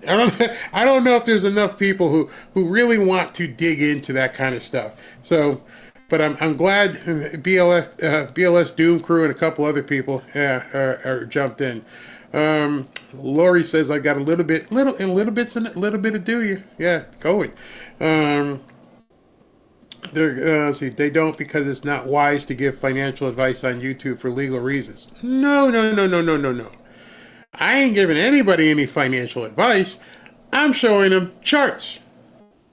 See, financial advice would be to say you need to put 10% of your portfolio in gold. But no, you're never going to hear me say that. What I'm saying is, have you seen these charts? Have you seen what President Trump talked about today? Have you seen this? Have you seen that? And if you're able to chart these things, and if you can see what's happening, it's data. I'm not making it up. It is the data. Could it go down? Absolutely. Absolutely it could. Silver makes great gifts for kids and grandkids and teaches them too. Absolutely. Let's see here. My brother is in Muskegee. What's that say? My brother is, wait a minute. I want to get to that. My brother is in Muskegon, Michigan Correctional Prison, and the judge that put him there died. Wow, I'm so sorry. I'm so sorry to hear that, Toy. Toy's been around for a long time here. I'm actually hope that makes it better for him at this point. Yeah, Barry's just telling you where the puck is going to be. I ain't asking no one to send money to me. I ain't asking anyone to do anything. I'm just going to show you data. And there's nothing, because data is freely available. And you can do with it what you want. Yeah, knowledge. There's a big difference between knowledge and legal advice. I'm not a lawyer, and I'm not trying to give anybody any legal advice. Is there any more news? All right, here we go. Somebody, you asked, and so I shall deliver. Let's go. Here's the 10 spot. 10 stories that you just gotta hear. Number 10. He has appointed me as the interim U.S. Attorney for the state of New Jersey, my home state. As you know, I've stood by President Trump, his family, the organization, and many other clients in that state where I've been born and raised, and I'm raising my babies now. But there is corruption, there is injustice, and there is a heavy amount of crime right in Cory Booker's backyard and right under Governor Murphy, and that will stop. I look forward to working with Pam Bondi and with the Department of Justice and making sure that we further the president's agenda of putting America first, cleaning up mess, and going after the people that we should be going after, not the people that are falsely accused. That will stop in the great state of New Jersey starting now. Thank you so much. Who are the people that you want to go after? We'll see when I get in there. We got to see what's going in. I know you'd love that narrative. Let me be very clear. I didn't actually. Cory Booker and Governor Murphy. Correct, because I think Cory Booker and Governor Murphy have failed the state of New Jersey. If you look at what happened in crime, what's going on in Newark, what's going on in Camden, this has been a neglected state. It is one of the most populated states for its size, and it needs to stop. We're going to do a bang-up job. I cannot wait. It's a great honor. Thank you all. Thank you very much. Alina, do you have any more information on this U.S. attorney who died? I know she died of natural causes. No, I do not at that time, but I do pray for her family, and I hope she rests in peace. That was tragic. Why are you leaving the White House then? I will be leaving the White House soon and going to New Jersey to serve in my current role and my new role. I'm excited. This isn't ahead of some statewide ambition, political ambition, or is it just... Thank you all so much. I'm excited. I'll see you in Jersey. Why did you appoint you permanently? All right, so that, as you know, was Alina Habba. In case you don't know what she's talking about, she was designated and assigned by President Trump today for her to go to New Jersey and take over the role for, as she announced, that poor departed woman who people are saying she may have been involved in actually the auto pen stuff, but we don't know. But in any event, she's going to be taking her place. I talked about that this morning. Today I was able to cut the video, and this is who she was talking. This is what he said. It is with great pleasure that I am announcing Alina Habba, who is currently serving as counsel to the president and has represented me for a long time. She will be our interim U.S. attorney for the District of New Jersey, her home state, effective immediately. Alina will lead with the same diligence and conviction that has defined her career, and she will fight tirelessly to secure a legal system that is both fair and just for the wonderful people of New Jersey. Additionally, John Giordano, who has been in there in an interim basis, has been nominated to be the new ambassador to Nambia. So, Alina Habba is heading to New Jersey, actually heading home to New Jersey. She will be the U.S. attorney in that district, in that area. And as you heard, she pretty much gave a warning to both Governor Phil Murphy and to Senator Cory Booker. One of the reporters tried to catch her, and she's like, yeah, I know you want that as a narrative, because what he asked her was, are you going to be going after them? And she just said they just done wrong by the people of New Jersey. She'll see when she gets up there. I'm like, uh-oh, here she comes. Maybe we're going to find out some Doge stuff up in New Jersey. Maybe we're going to find out some stuff what Phil Murphy and Cory Booker have been doing. If I were Cory Booker and Phil Murphy, at this point, I'd lawyer up and I'd be quite concerned. I mean, I have nothing to be concerned about if you haven't done anything. But then why would she have mentioned that? Why would she have mentioned Cory Booker and Phil Murphy by name? You got your worst nightmare coming up there. New Jersey, right where the Sopranos used to be, there's a lot of crooked stuff going on up there. And she's about to be knee-deep in it. Good luck, because she's got Pam Bondi on speed dial. I'm pretty sure she's got Kash Patel on speed dial. And good luck in New Jersey. Ooh, that's going to be a good one. Number 9. And so when people ask me would I ever run, the answer is no. I mean, you then if you ask me that, then you have absolutely no idea the sacrifice that your kids make when your parents are in that role. Not only am I not interested in politics in that way, but the thought of like putting my girls back into that, that spotlight when they are just now establishing themselves. It's like, okay, I think we've done enough. Question asked and answered. Never going to happen. So, Michelle Obama, who's making the podcast route right now, not getting anybody to actually watch, now has just announced to everybody, I'm never going to run. Nope, not going to happen, which probably means she's going to run. Usually when they work so hard to prove to you that they're not going to run, they usually do. Remember her daughters that she's talking about? What are they, seniors in college at this point? It's not like they have babies in the White House anymore. Why, like they're both either seniors or juniors in college, or one is a senior, one is a junior. I don't know. We're talking about grown-ass people at this point. What does she have to worry about? They're fine. They're civilians. Nobody's going after the two Obama daughters. Nobody's going to be looking at them. Yeah, they got there smoking their pot. They're being college kids. Who cares? So that's a head fake to me. I don't know if she will run. I don't care if she does. It's the same old failed policies. They just bring them back again. Just recycle the same shit over and over again. I don't care if Michelle Obama throws her hat in the ring. Don't care. They got nothing. And if you're going to vote for her because she's a black woman, then you got nothing either. Forget about it. Number 8. So also late last week, the president moved to revoke security clearances of another round of high-profile people, including the Biden family, Kamala Harris, the former Secretary of State, Tony Blinken, and you, Norm. What was your reaction when you heard about this, and why do you think it's happened? How does it impact you? So in case you guys don't know, this goofy-looking dude is Norm Eisen. And Norm Eisen makes a living off of suing President Trump. Everything, I won't say everything, almost everything you're seeing these days has either Mark, what the heck's his name, Elias, or Norm Eisen's hands in it. These are the ones who are doing everything to run to these judges and go right to them and get the temporary injunctions. He's doing all of this. It's all being orchestrated by these people, and that's how they make their living.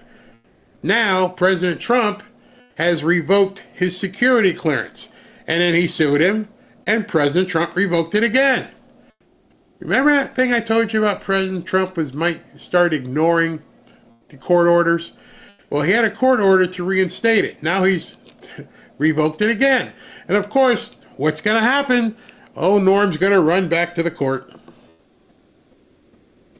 Kate, it's the third time that Trump and his people have revoked my security clearance. They announced it several weeks ago. Then they announced it again.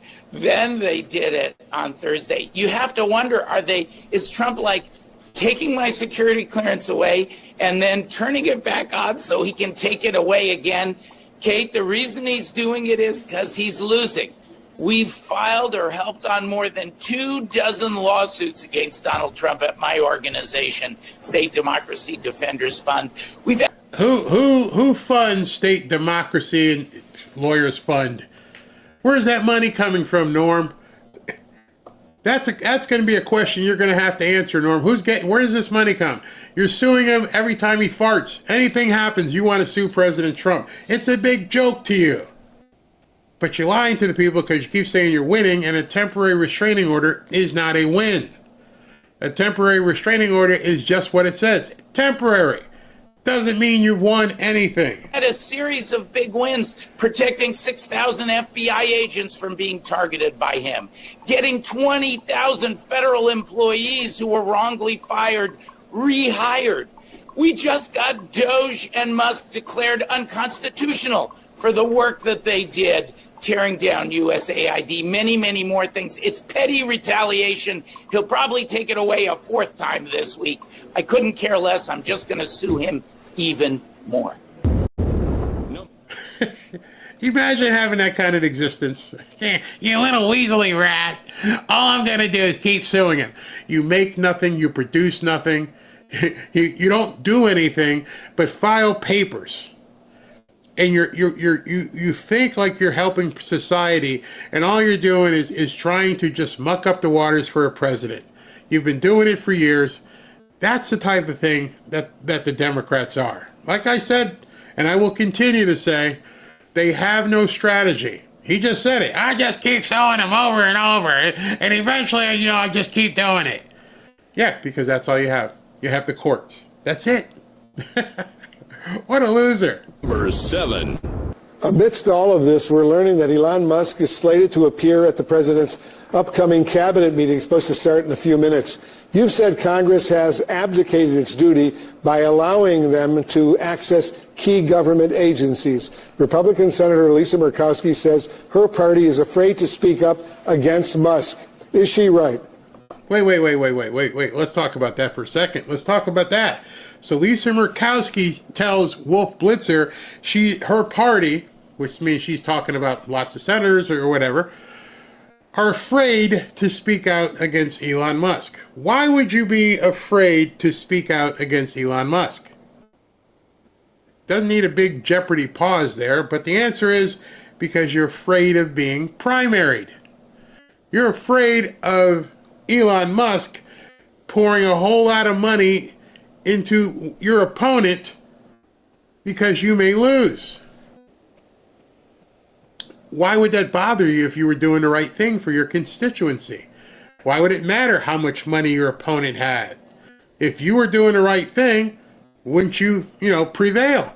Yeah, I mean, I don't think most people can be bought in terms of their vote, but what you're afraid of is most people in that area don't know what you've been doing in Washington. They're not paying attention.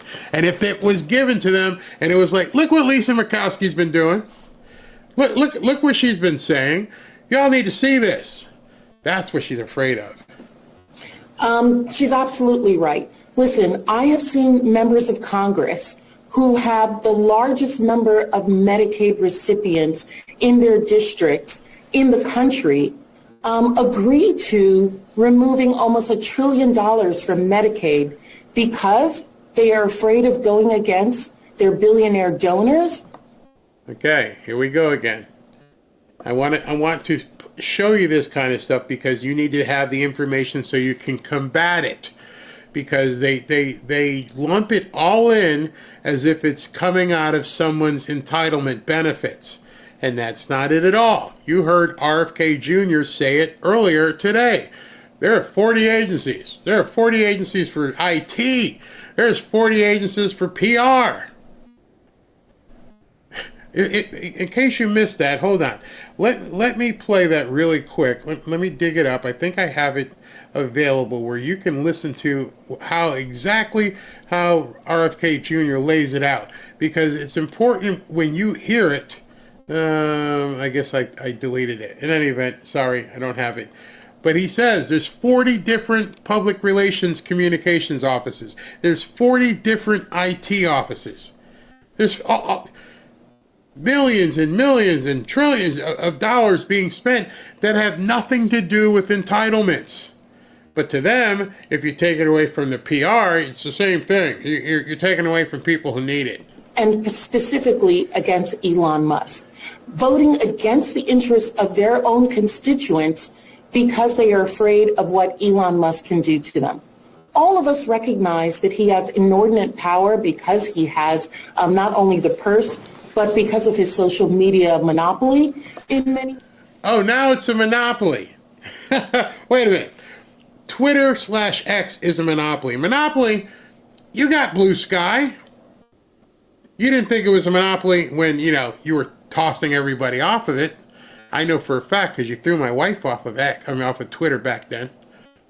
Again, there was a quote by, who was it, Thomas Sowell, who said, people who are used to privilege, they freak out when equality actually happens. And that's exactly what's happening on the left. They can't believe that now they've lost their number one tool that they developed. Nobody's watching your show, Wolf. But there's tens of millions of people talking on X. And you don't control it anymore, people on the left, and it's terrifying them. It's not Elon's dollars per se, as much as it is we're allowed to speak and tell others what we're thinking. Ways, but we have got to agree that America is more important than one man. And I believe that the Republicans, unfortunately, have removed the authority that our Constitution and that our founders gave them to be a check and a balance against the president and against the executive branch by absolutely conceding to them and allowing them to do anything they want.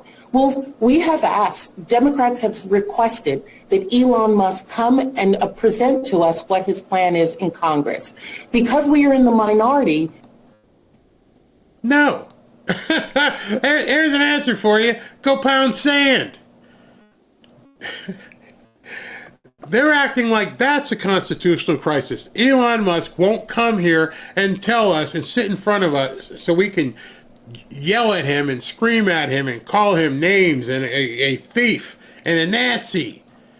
You see that you want the show, and he won't give you the show, and you're pissed off. He won't come sit in front of us. I tell you to screw off too. We cannot force him to come. We cannot issue a subpoena without the agreement of the Republicans who are in the majority. They refuse to even have him come to Congress and explain to us what he's doing. It's unheard of in this country, and it's taking us down a dark road. You believe that? I'm pretty sure most Americans don't believe that. You know what? I have a different idea. I'd like to put some of you people under subpoena. I'd like to put AOC under subpoena. I'd like to hear from Maxine Waters under subpoena. I definitely would love to hear from Nancy Pelosi under subpoena. And not just any subpoena, one where you actually have to take an oath. How about them apples? How about Elon should say that? Listen, I'll go ahead and agree to come and sit in a subpoena. You can ask me anything you want. I'll take an oath. And you do the same. And see what happens. See what happens. Oh man, that would be must-see TV. 6. Policy agenda. Right. And so what I'm trying to do. All right, this guy. This flipping guy. Emmett, you know, a couple times tonight already I've talked to you about the stupidity of the racist argument. This guy has he's still on MSNBC as a contributor, but he's the most racist, asinine person, I even think beyond Joy Reid. The stuff that he spews is so venomous. I don't even know how the white hosts put him on their shows. This guy is putrid. He is disgusting as a human being. Do is point out what an aggressive Democratic policy agenda looks like. To go back to your earlier segment about Chuck Schumer and how there's so much Democratic angst and anger about Chuck, I think one of the problems that many people in the base have is that the Democrats always seem to be in a fetal position. The Democrats always seem to be in a defensive posture. We're always running around trying to pick up after Republicans smash anything. Well, let's go out there and talk about the positive Democratic agenda. Let's talk about the things that we can do on the front foot. Who's stopping you? Who's stopping you from talking about the positive things that the Democrats can do? You had 4 years. You had 4 years to talk about the positive things you can do. Now, 2 months into the Trump administration, now you want to talk about positivity? Or is it just a prelude to some more racist BS? I'm going to say the latter. And that's why I wrote the book. Okay, so like what? Well, we could eliminate all voter registration laws. See, when Democrats get in charge, we try to protect voting rights. We don't make voting easier. Now, I'm all for voter eligibility requirements. We might disagree about what those requirements should be, but I'm going to say that there should be an age limit to vote. I might say 16, you might say 18, but I'm not going to say 8, right? Mm-hmm. So we're going to agree that there should be voter eligibility requirements. But once you're eligible, why do you have to pre-register? Why is that even a thing? It wasn't a thing in this country at the founding. We didn't have voter pre-registration in 17. What if somebody dies? What if somebody moves? This guy's a moron. Just, hey, register once, you can vote all the time. But what if you don't live here anymore? What if you don't live in the district that you're voting? What if you registered while you lived in Chicago and then you moved to Maine? And you never have to tell the people in Maine, I live here now. Oh, okay. 87. We didn't have voter pre-registration in 1821. We only started having voter registration, generally speaking, after the Civil War. Why do you think that is? It's because a bunch of freed African slaves were migrating up north, and all of a sudden New York was like, we need some registration up in here, right? I'm tired of it. It's so pathetic. In the year 2025, we're still, well, not we, people like him are still fighting the civil rights movement. A bunch of immigrants from Europe, mainly Ireland and Italy, were coming to New York. People were like, oh, we need some registration in here. If you're eligible to vote, you should be automatically registered to vote. And that is how they do it everywhere else but us. Since we're talking about how they do things everywhere else but us, since you open that door, allow me to walk in. Even over there in the Middle East where they do things in Iran and Iraq, and they take their thumbprint and they put it in ink and they roll it so that they know that person with that thumb voted. That's their form of voter ID. I got the only thumbprint. Nobody else has this thumbprint. God made one of these.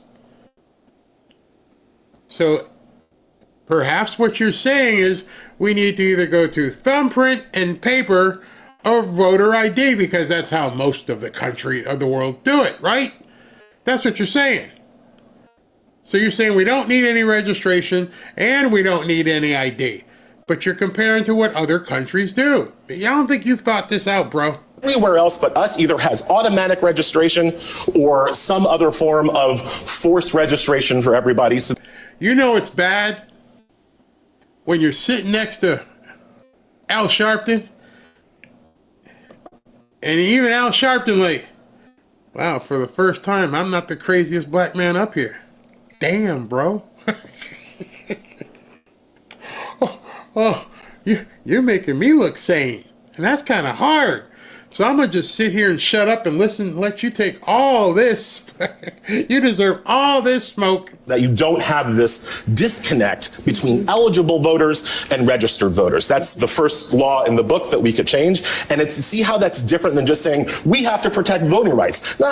We don't have to protect voting rights. We have to expand voting rights so that the 90 million people that sat on the couch and sat out this last election between democracy and fascism, so that nobody on the panel want to ask why did people sit out the election? Were they not able to go vote if they wanted to? Was it a personal choice? I don't feel like voting. What? You think that if you had some sort of, I don't know, pen or some sort of non-registration, that more people would have, quote, got off their butt and went? You don't make any sense, bro. Maybe they had a little bit of an easier time to get up off the couch and come participate in the democracy. Yeah. Okay, so I wanted to freeze this because this is the book he wrote, Bad Law, The Bill of Wrongs. He's got a problem with weapons. He's got a problem with Armed Career Criminal Act, meaning people who hold up people. He's got a problem with something called felony murder. We shouldn't have felony murder anymore. He's got a problem with stand your ground, meaning if somebody breaks in your house, you should have to run away. You shouldn't light them up if they break into your house. Don't come to Florida. Just saying. You won't like it here. Don't stand your ground. Moron alert, moron alert. Oh, voter registration laws, like you said. The Hyde Amendment. Don't say gay. Again, don't come to Florida.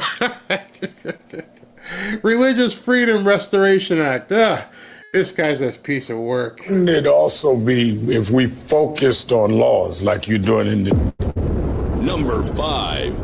So then what happens is these NGO, if I could use that word, non-government organizations, foundation supplied, funded groups, so-called nonprofits, they get together and they have a list of all of the critical legal theory liberal justices. And they know on their computers exactly what their rulings are on their scales of liberal jurisprudence. So then they pick. So he's talking about like that Norm Eisen guy. They already know who they're going to go to. They already know, and that's why I said earlier that I think Trump is letting these people come out from underneath the bushes. Who are the judges that the liberals are going to run to do their bidding? And they're popping up. Boasberger and this one and this one. And, there's hundreds of judges across the country, but somehow it's just these judges that are causing all the problems. And I don't know, I was going to say, remember, you may not know this, but Judge Boasberger wasn't scheduled to get the motion for that trial that he's in. All these courts have rotations on who's on duty at what certain period of time. Well, when they brought that motion, Boasberger wasn't on the rotation. Sort of like with Judge Merchant. He reached in and said, I'll take it, when he wasn't supposed to. That particular judge, and then they sue, and he puts a restraining order. He knows it will be either overturned at the federal appellate court, or it will be overturned at the Supreme Court, but that's not the point. The point is that they can obstruct for 3 or 4 or 5, 6 months. See, this is Victor David Hanson, who I find one of the most intelligent people on television. That's it. He just gave you their game plan. That's why I said earlier, courts equals liberal strategy. They can't win. They won't win. They know they can't win. And that's why the other day they tried to rip up when they found out that it made it to the appellate court, because once the appellate court actually rules on it, it's going to short circuit a whole bunch of their lawsuits. F goes into hysterical mood and says that this is a constitutional crisis because the judge have had to stop this autocrat Donald Trump, when they don't realize that if you read the Constitution and the powers reserved for the executive branch, there was never any idea that isolated judges could be cherry-picked to stop an elected president from following the law and enforcing the law. But that's where we are. That's why they're called district court judges. They're not called national judges. They are district court. District here, district there, district there. Nobody has ever given these people the authority to issue a nationwide law or judgment. Definitely not nationwide injunctions. It's absurd. People don't understand that, and the media doesn't tell anybody about that. And so they're going to have to get another court, and then as soon as this is resolved, they'll go down to another federal court jurisdiction, and they will sue again. And that's how this system works now. And the left counts on the idea that the foundations, the network news, New York Times, even the Wall Street Journal now, to be frank, the Chicago Tribune, all of these outlets will then voice that Donald Trump is acting capriciously. He's overstepping stepping his legal prerogatives, etc., and then that will help denigrate him and lose public support. See, that was the idea. That was the plan going in. It says, here's what we're going to do. We are going to, make these judges look badly upon Trump, and the public will see this. We know we can't win. Our idea is, one, to slow him down. Number two, we're going to make the public see that he's a madman. He's a dictator. It's a Nazi. He's a fascist. And people are going to see this because the judges keep doing it, and as it keeps happening, his approval rating will tank. Do you remember what James Carville said a month ago? Well, you know what's going to happen. In about 30 days, President Trump's approval rating is going to be in the toilet, and we'll be able to do whatever we want. And that's not what's happening. It keeps going up. They completely swung and missed. And once the appellate courts start kicking this thing down, they're done. They don't even have the courts left.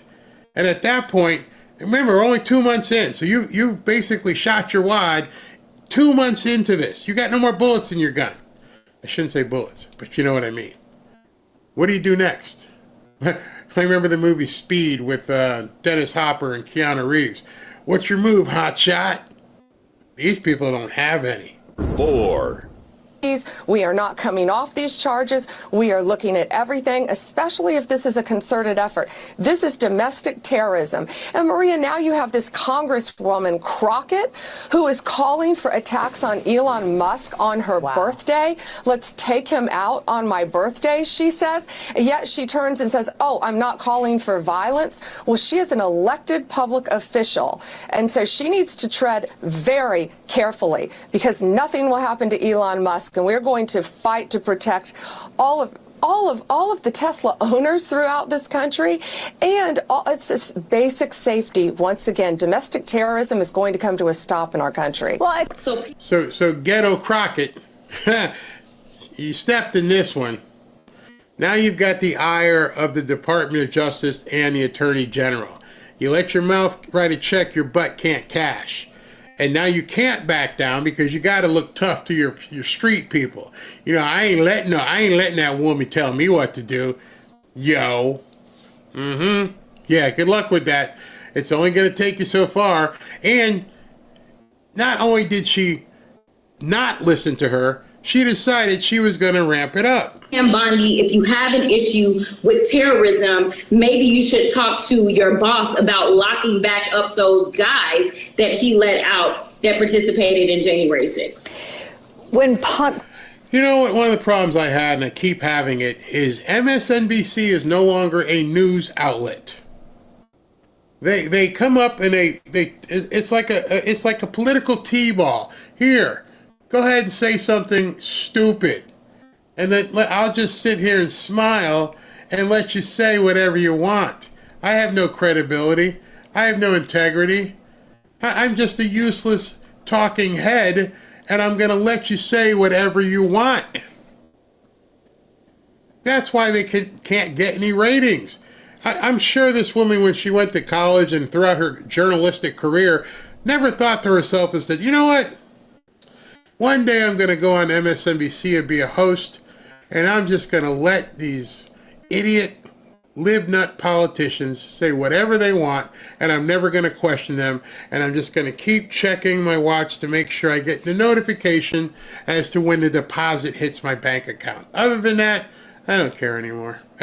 I don't care. Pam Bondi, though, says, tread carefully. What does that even mean? Yeah.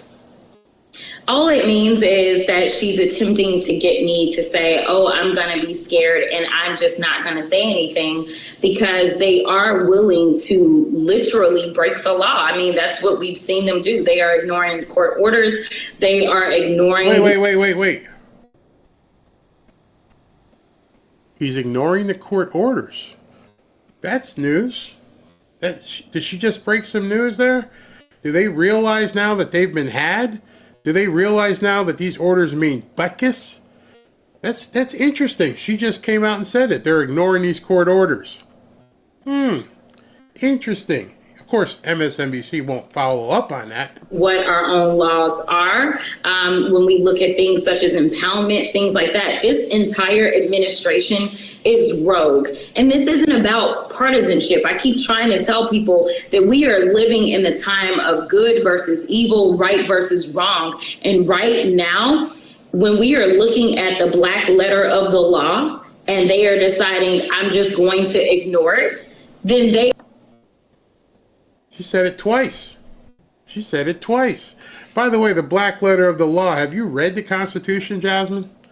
I mean, I know it has some big words and stuff, so you may not understand it. You're supposed to be a lawyer. Maybe you want to, familiarize yourself with Article 2 and 3. That says he is the law. He determines the Aliens Enemies Act. He does. It's in the black letter of the law. But now she also said, I'm not saying anything violent. Oh, really? Really? Let's see. Are wrong. That is clear as day. And right now, they are going after anyone who decides that they will challenge them, whether it's the judges that are sitting on the benches, whether it is lawyers that have decided that they were going to represent their clients to the best of their ability, and most of them won against Trump and his administration. See, they keep doing that. I just keep stopping us. I want you to understand a TRO and an injunction is not a win. I want you all to know that every single lawsuit that was filed that the DOJ or Trump have to defend is still in place. No adjudication of a win or a loss has been made on a single lawsuit. That's very important. A TRO, temporary restraining order. That's all it is. But they keep trying to tell people on television, we won. Well, we won. We keep winning. No, you haven't. Not at all. Basically, they are trying to get rid of all voices of dissent. I think that you punch. I think you punch. I thought you weren't talking violent anymore. So you're talking about Ted Cruz here in this interview, and you're talking about punching him in the head. I know you're a lawyer, but you might want to find a defense attorney. This could be bad for you, Jasmine. You're okay with you okay with punching. I think and I love Colin, and I think towards the end he started to punch a little harder. But it's Ted Cruz. I mean, this dude has to be knocked over the head hard, right? There is no niceties with him. At all. You go clean off on him, right? Dallas. Anybody in Texas watching this show, what in the hell did y'all do? How could you have let this hood rat represent you? I used to be a big fan of the Dallas Cowboys. How did Dallas let this happen? Texas, what did you do?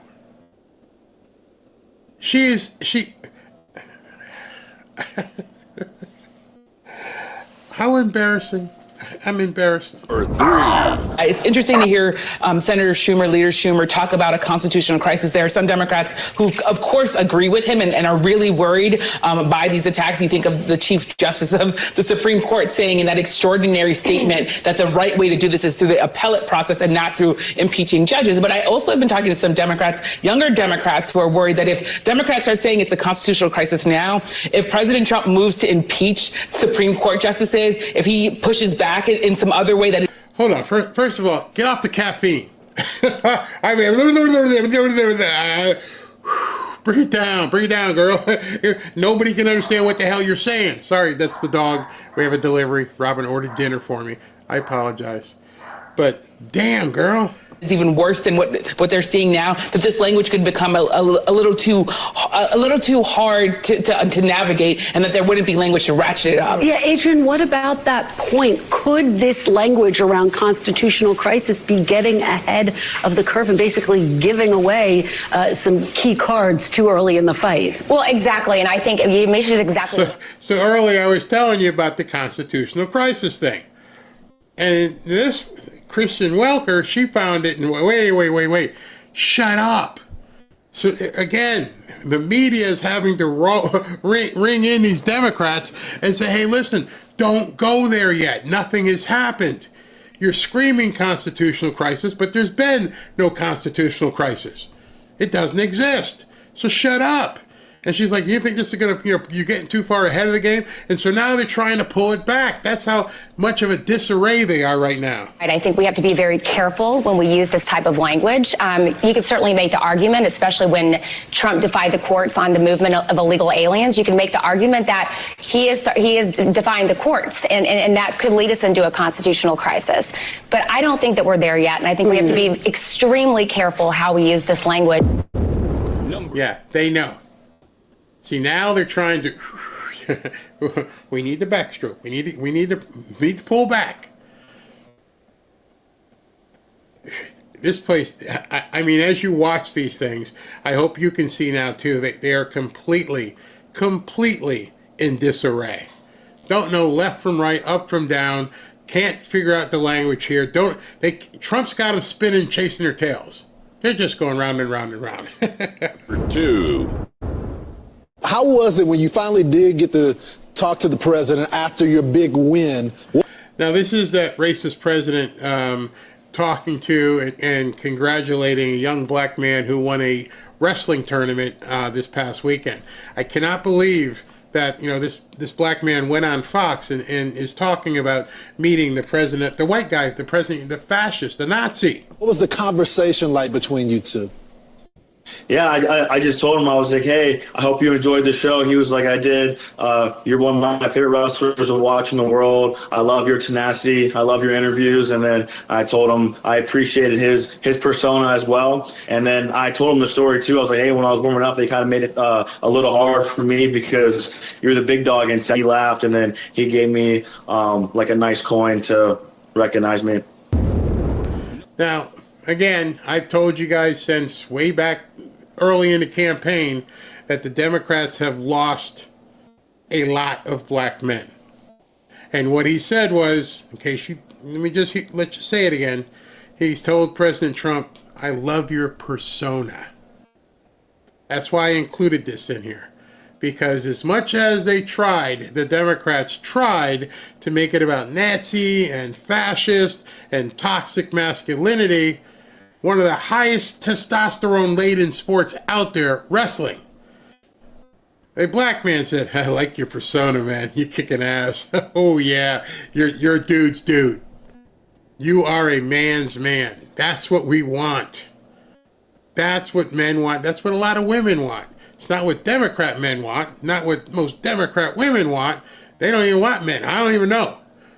But I told you this a long time ago from the barbershop stuff and everything else. But when he got the mug shot and then when he got shot, it was all over. That's the person. I like his persona. Well, his persona is what you see on television. I'm a Billy Badass. I don't take any crap from anybody. I've had a mug shot. They tried to shoot me. Whew. Street cred. And everything he's done since then is just built up that credibility. Democrats are never getting that back.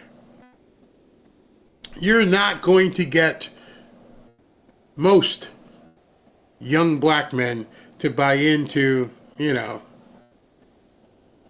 guys playing girl sports. Ain't gonna happen.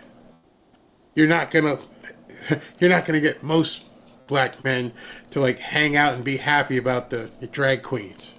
Ain't gonna happen.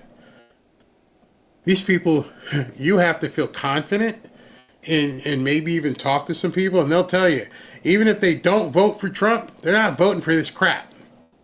It ain't gonna happen. So, in closing, my last cut here is one of my favorite guys in the Trump administration, and this is Howard Lutnick, and he's going to define what you've been seeing throughout the media and the Democratic Party for the last 2 months. Number 1. A fraudster always makes the loudest noise, screaming, yelling, and complaining. And all the guys who did PayPal, like Elon knows this by heart, right? Anybody who's been in the payment system and the process system knows the easiest way to find the fraudster is to stop payments and listen. Yeah. Because whoever screams is the one stealing. Yeah. Because my mother-in-law's not calling. I mean, come on, your mother, 80-year-olds, 90-year-olds, they trust the government. They trust, okay, maybe I got screwed up, big deal. They're not going to call and scream at someone. But someone who's stealing always does. So what happens is we need to get to So the people who are getting that free money, stealing the money, inappropriately getting the money, have an inside person who's routing the money, they are going to yell and scream. Yep. I probably listened to that 10 times today, and I went, it's so right. If you've ever been in e-commerce, if you've ever been in anything where people can leave reviews and everything else, it's always the assholes, excuse my language, who leave the reviews, the negative reviews. People have a great time, seldom leave reviews at all. You actually have to, hey man, if you like this, can you leave a review? Can you do something and show me so other people can see the review? And I'm like, okay, I forgot. I had such a good time, I didn't even think about it. See, the Democrats' biggest mistake is bitching about this USAID stuff. Their biggest mistake, and it's what Howard Lutnick, it's what Elon Musk, and it's what President Trump have been looking at. The people who are screaming are convicting themselves. The people who have been stealing from you for years are the ones convicting themselves. Those are the people who have the most to lose and are in big trouble. So if they're out there, you know, the Hakeem Jeffries of the people and their AOCs, and you're convicting yourself. The lady from the education department, you're convicting yourself. You see, if you really cared, you would sit down with Elon and President Trump and say, hey, can I show you some of the programs we're working on? I mean, you might have overlooked this one. Somebody from the media might have said, hey, listen, President Trump, you're in a press conference with him. President Trump, I talked to this lady who worked in this department. She'd be willing to talk to you and Elon about something you guys may not know about. How many of those conversations are you seeing being facilitated or being had or even talked about? No, they go on television and they scream. And I would just be taking their name down. Let's check out what this person, Maxine Waters, screaming. We got to check in on her.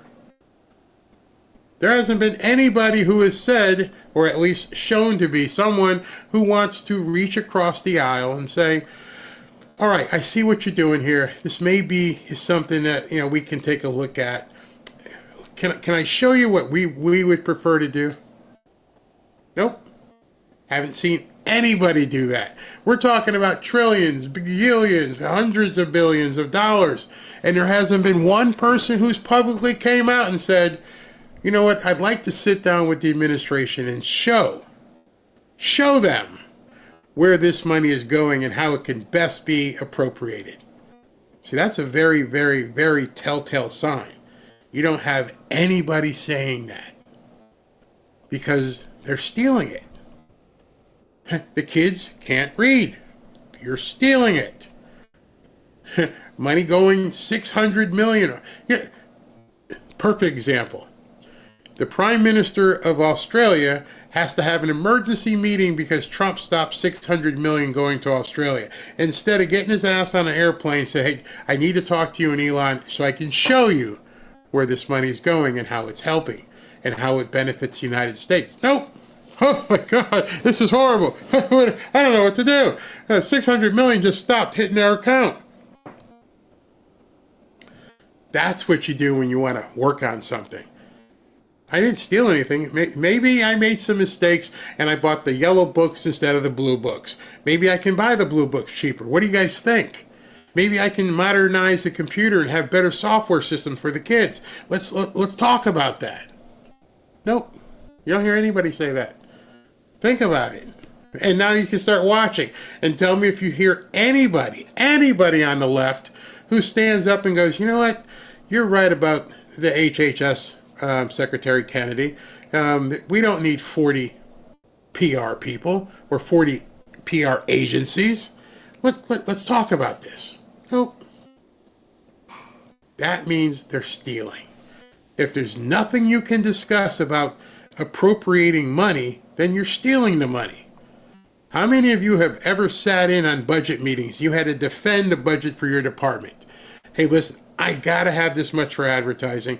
I gotta have this much for graphic design. I gotta have this much for web design. I gotta have 6 people. Maybe I can do away with 4. Would 4 work in our labor cost? No, you don't say, hey, you're taking all the money. No, you don't do that. And these people are business people. So they know, they're sitting back going, nobody wants to negotiate? Nobody? Nobody's saying, can I come sit with you? Not one? I don't know if you've noticed that. Start looking now, and as they scream on television, think to yourself, well, why don't you just go talk to President Trump? Why don't you just go talk to Elon? You don't need a subpoena. Hey, listen, I'd like to meet with him and discuss our budget. They don't do it. They don't do it. Yeah, the ones who are screaming are the guilty ones. Yeah, Barry, you don't refuse to talk to the boss about budget cuts. You do what he tells you. And you walk in and say, listen, he says we're cutting 20% of your budget. What? Hold on. Let me see. And you try to negotiate it. You don't just say, hell no, oh my God.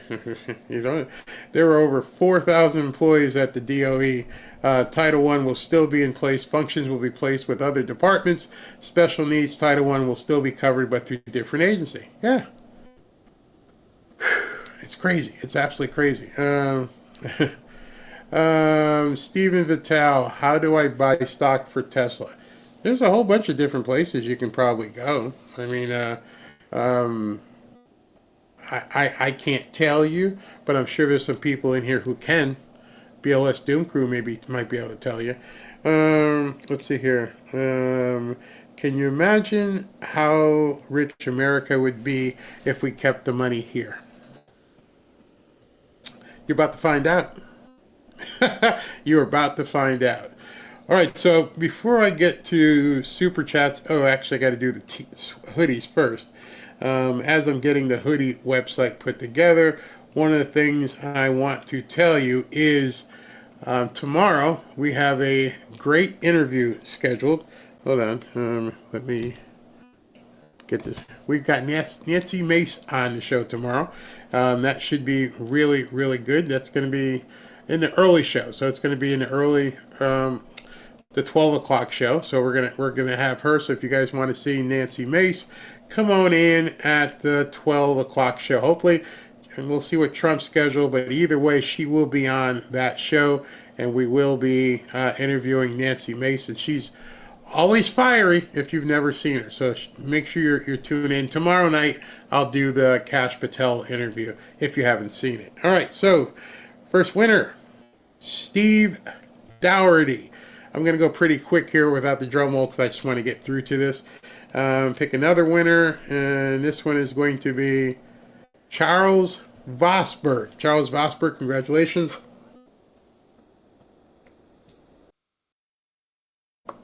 Because my voice is about to fail, that's why, too. And one more, Pam Turcott. I thought I've heard that name before. Maybe not. Pam Turcott, congratulations. I'm going to try and go through the rest of this show very quickly because I've reached that point where my voice has said 2 shows today and you're just about done.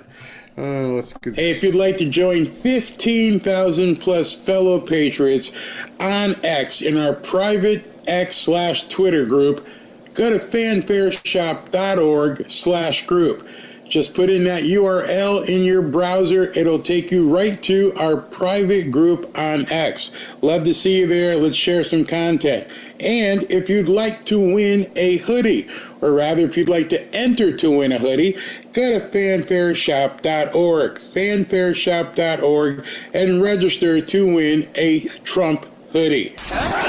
Welcome back to Fanfare with Barry Cunningham. All right, so let's get the super chats put in order here, so I can get you guys out of here early. Ed Sloan, on your poll about music, let them submit new music like she did, and then you get your FAO and used it until it became monetized. Then you went back. I say submit unmonetized music, and you pick. Okay, we can do that. And by the way, let me see if I can show the poll. The poll earlier. Will it let me? No, I can't get to the poll here. But most of the people said stay with rock. The word of the day, unchallengeable. Yeah, I guess that's what I called it. Linda Wright, thank you. CR, Stacy, only $100. Abrahams equals billions. How Granny C, Bear, have you seen the cabinet signal mesh? Yeah, I'm holding off on that. I'm holding off because I'm wondering if it's a trap. Let's just see what transpires in the next 24, 48 hours. Mark of reality, there's no constitutional crisis. Go look up the separation of powers. Bingo! Boom! Mr. Anderson, fall on the sword or squeal like a pig. Winky winky. Miss Abby, Trump and Musk are such a threat. 4-2, Liberation Day. It's coming. Trumpinator, Barry, I would like it very much if you play some Barry White on your intro. I can't, that's copyrighted, but I'd love to. Tony Kuchinoda, the Dem knows there's knots and demonstration money is drying up. Miss Avi, I'm going to sell t-shirts. All the things. You got to put her face on. All the things. Oh, gosh, that was too funny. That's too much. Prince Pierre, Barry Levy Show. Can you get Vince Everett Ellison? I don't know who Vince Everett Ellison is. I'm going to have to look that up. Claire Butterfield, thank you very much. Listen to Barry Cunningham. He knows. I try to know. Jeremiah Kerr, please help BLS Doom Crew and I promote the Discord Family Fair page. We both have invite code on our X profiles. We need your input when you can provide it. Okay. I'm going to talk to the mods about how we can do that without people feeling weird, because it's not ours, it's your guys. So let's figure that out. Zaylee Harris, it's about the 26 midterms, black voter remorse. Drew, what is the best way for a newbie to buy Tesla stock? Ask BLS Doom Crew, and he'll probably direct you to a website. There's a whole bunch of them. I mean, there's a whole bunch of online trading sites. You probably put that in Google, online trading. Dave Rutan, it's not financial advice, it's a chat amongst friends, and I'm just giving you information. BLS Doom Crew, Barry, you okay that I made a voice chat for the community and here to join with the name MAGA Fanfare Group? Wanted to include your group. SB feels it might be a conflict of issue. Let me take that off chat here and talk to everybody involved, and I'll text you. I've got your handle. NJ Sound LLC, let's go Red Jersey. Oh, wouldn't that be neat if he turned New Jersey red? Donna, many deaths follow the Democrat Party since the 1900s, that's for sure. Miss Marple, your Norm Eisen impersonation is superb. You know who he sounds like? He sounds like the old guy in the Poltergeist. Remember that guy? Yeah, that's who he sounds like. Polio 45, Alina Habba has Donald Trump on speed dial too. You're right. Michelle in Michigan, it's Victor Davis Hansen. My bad.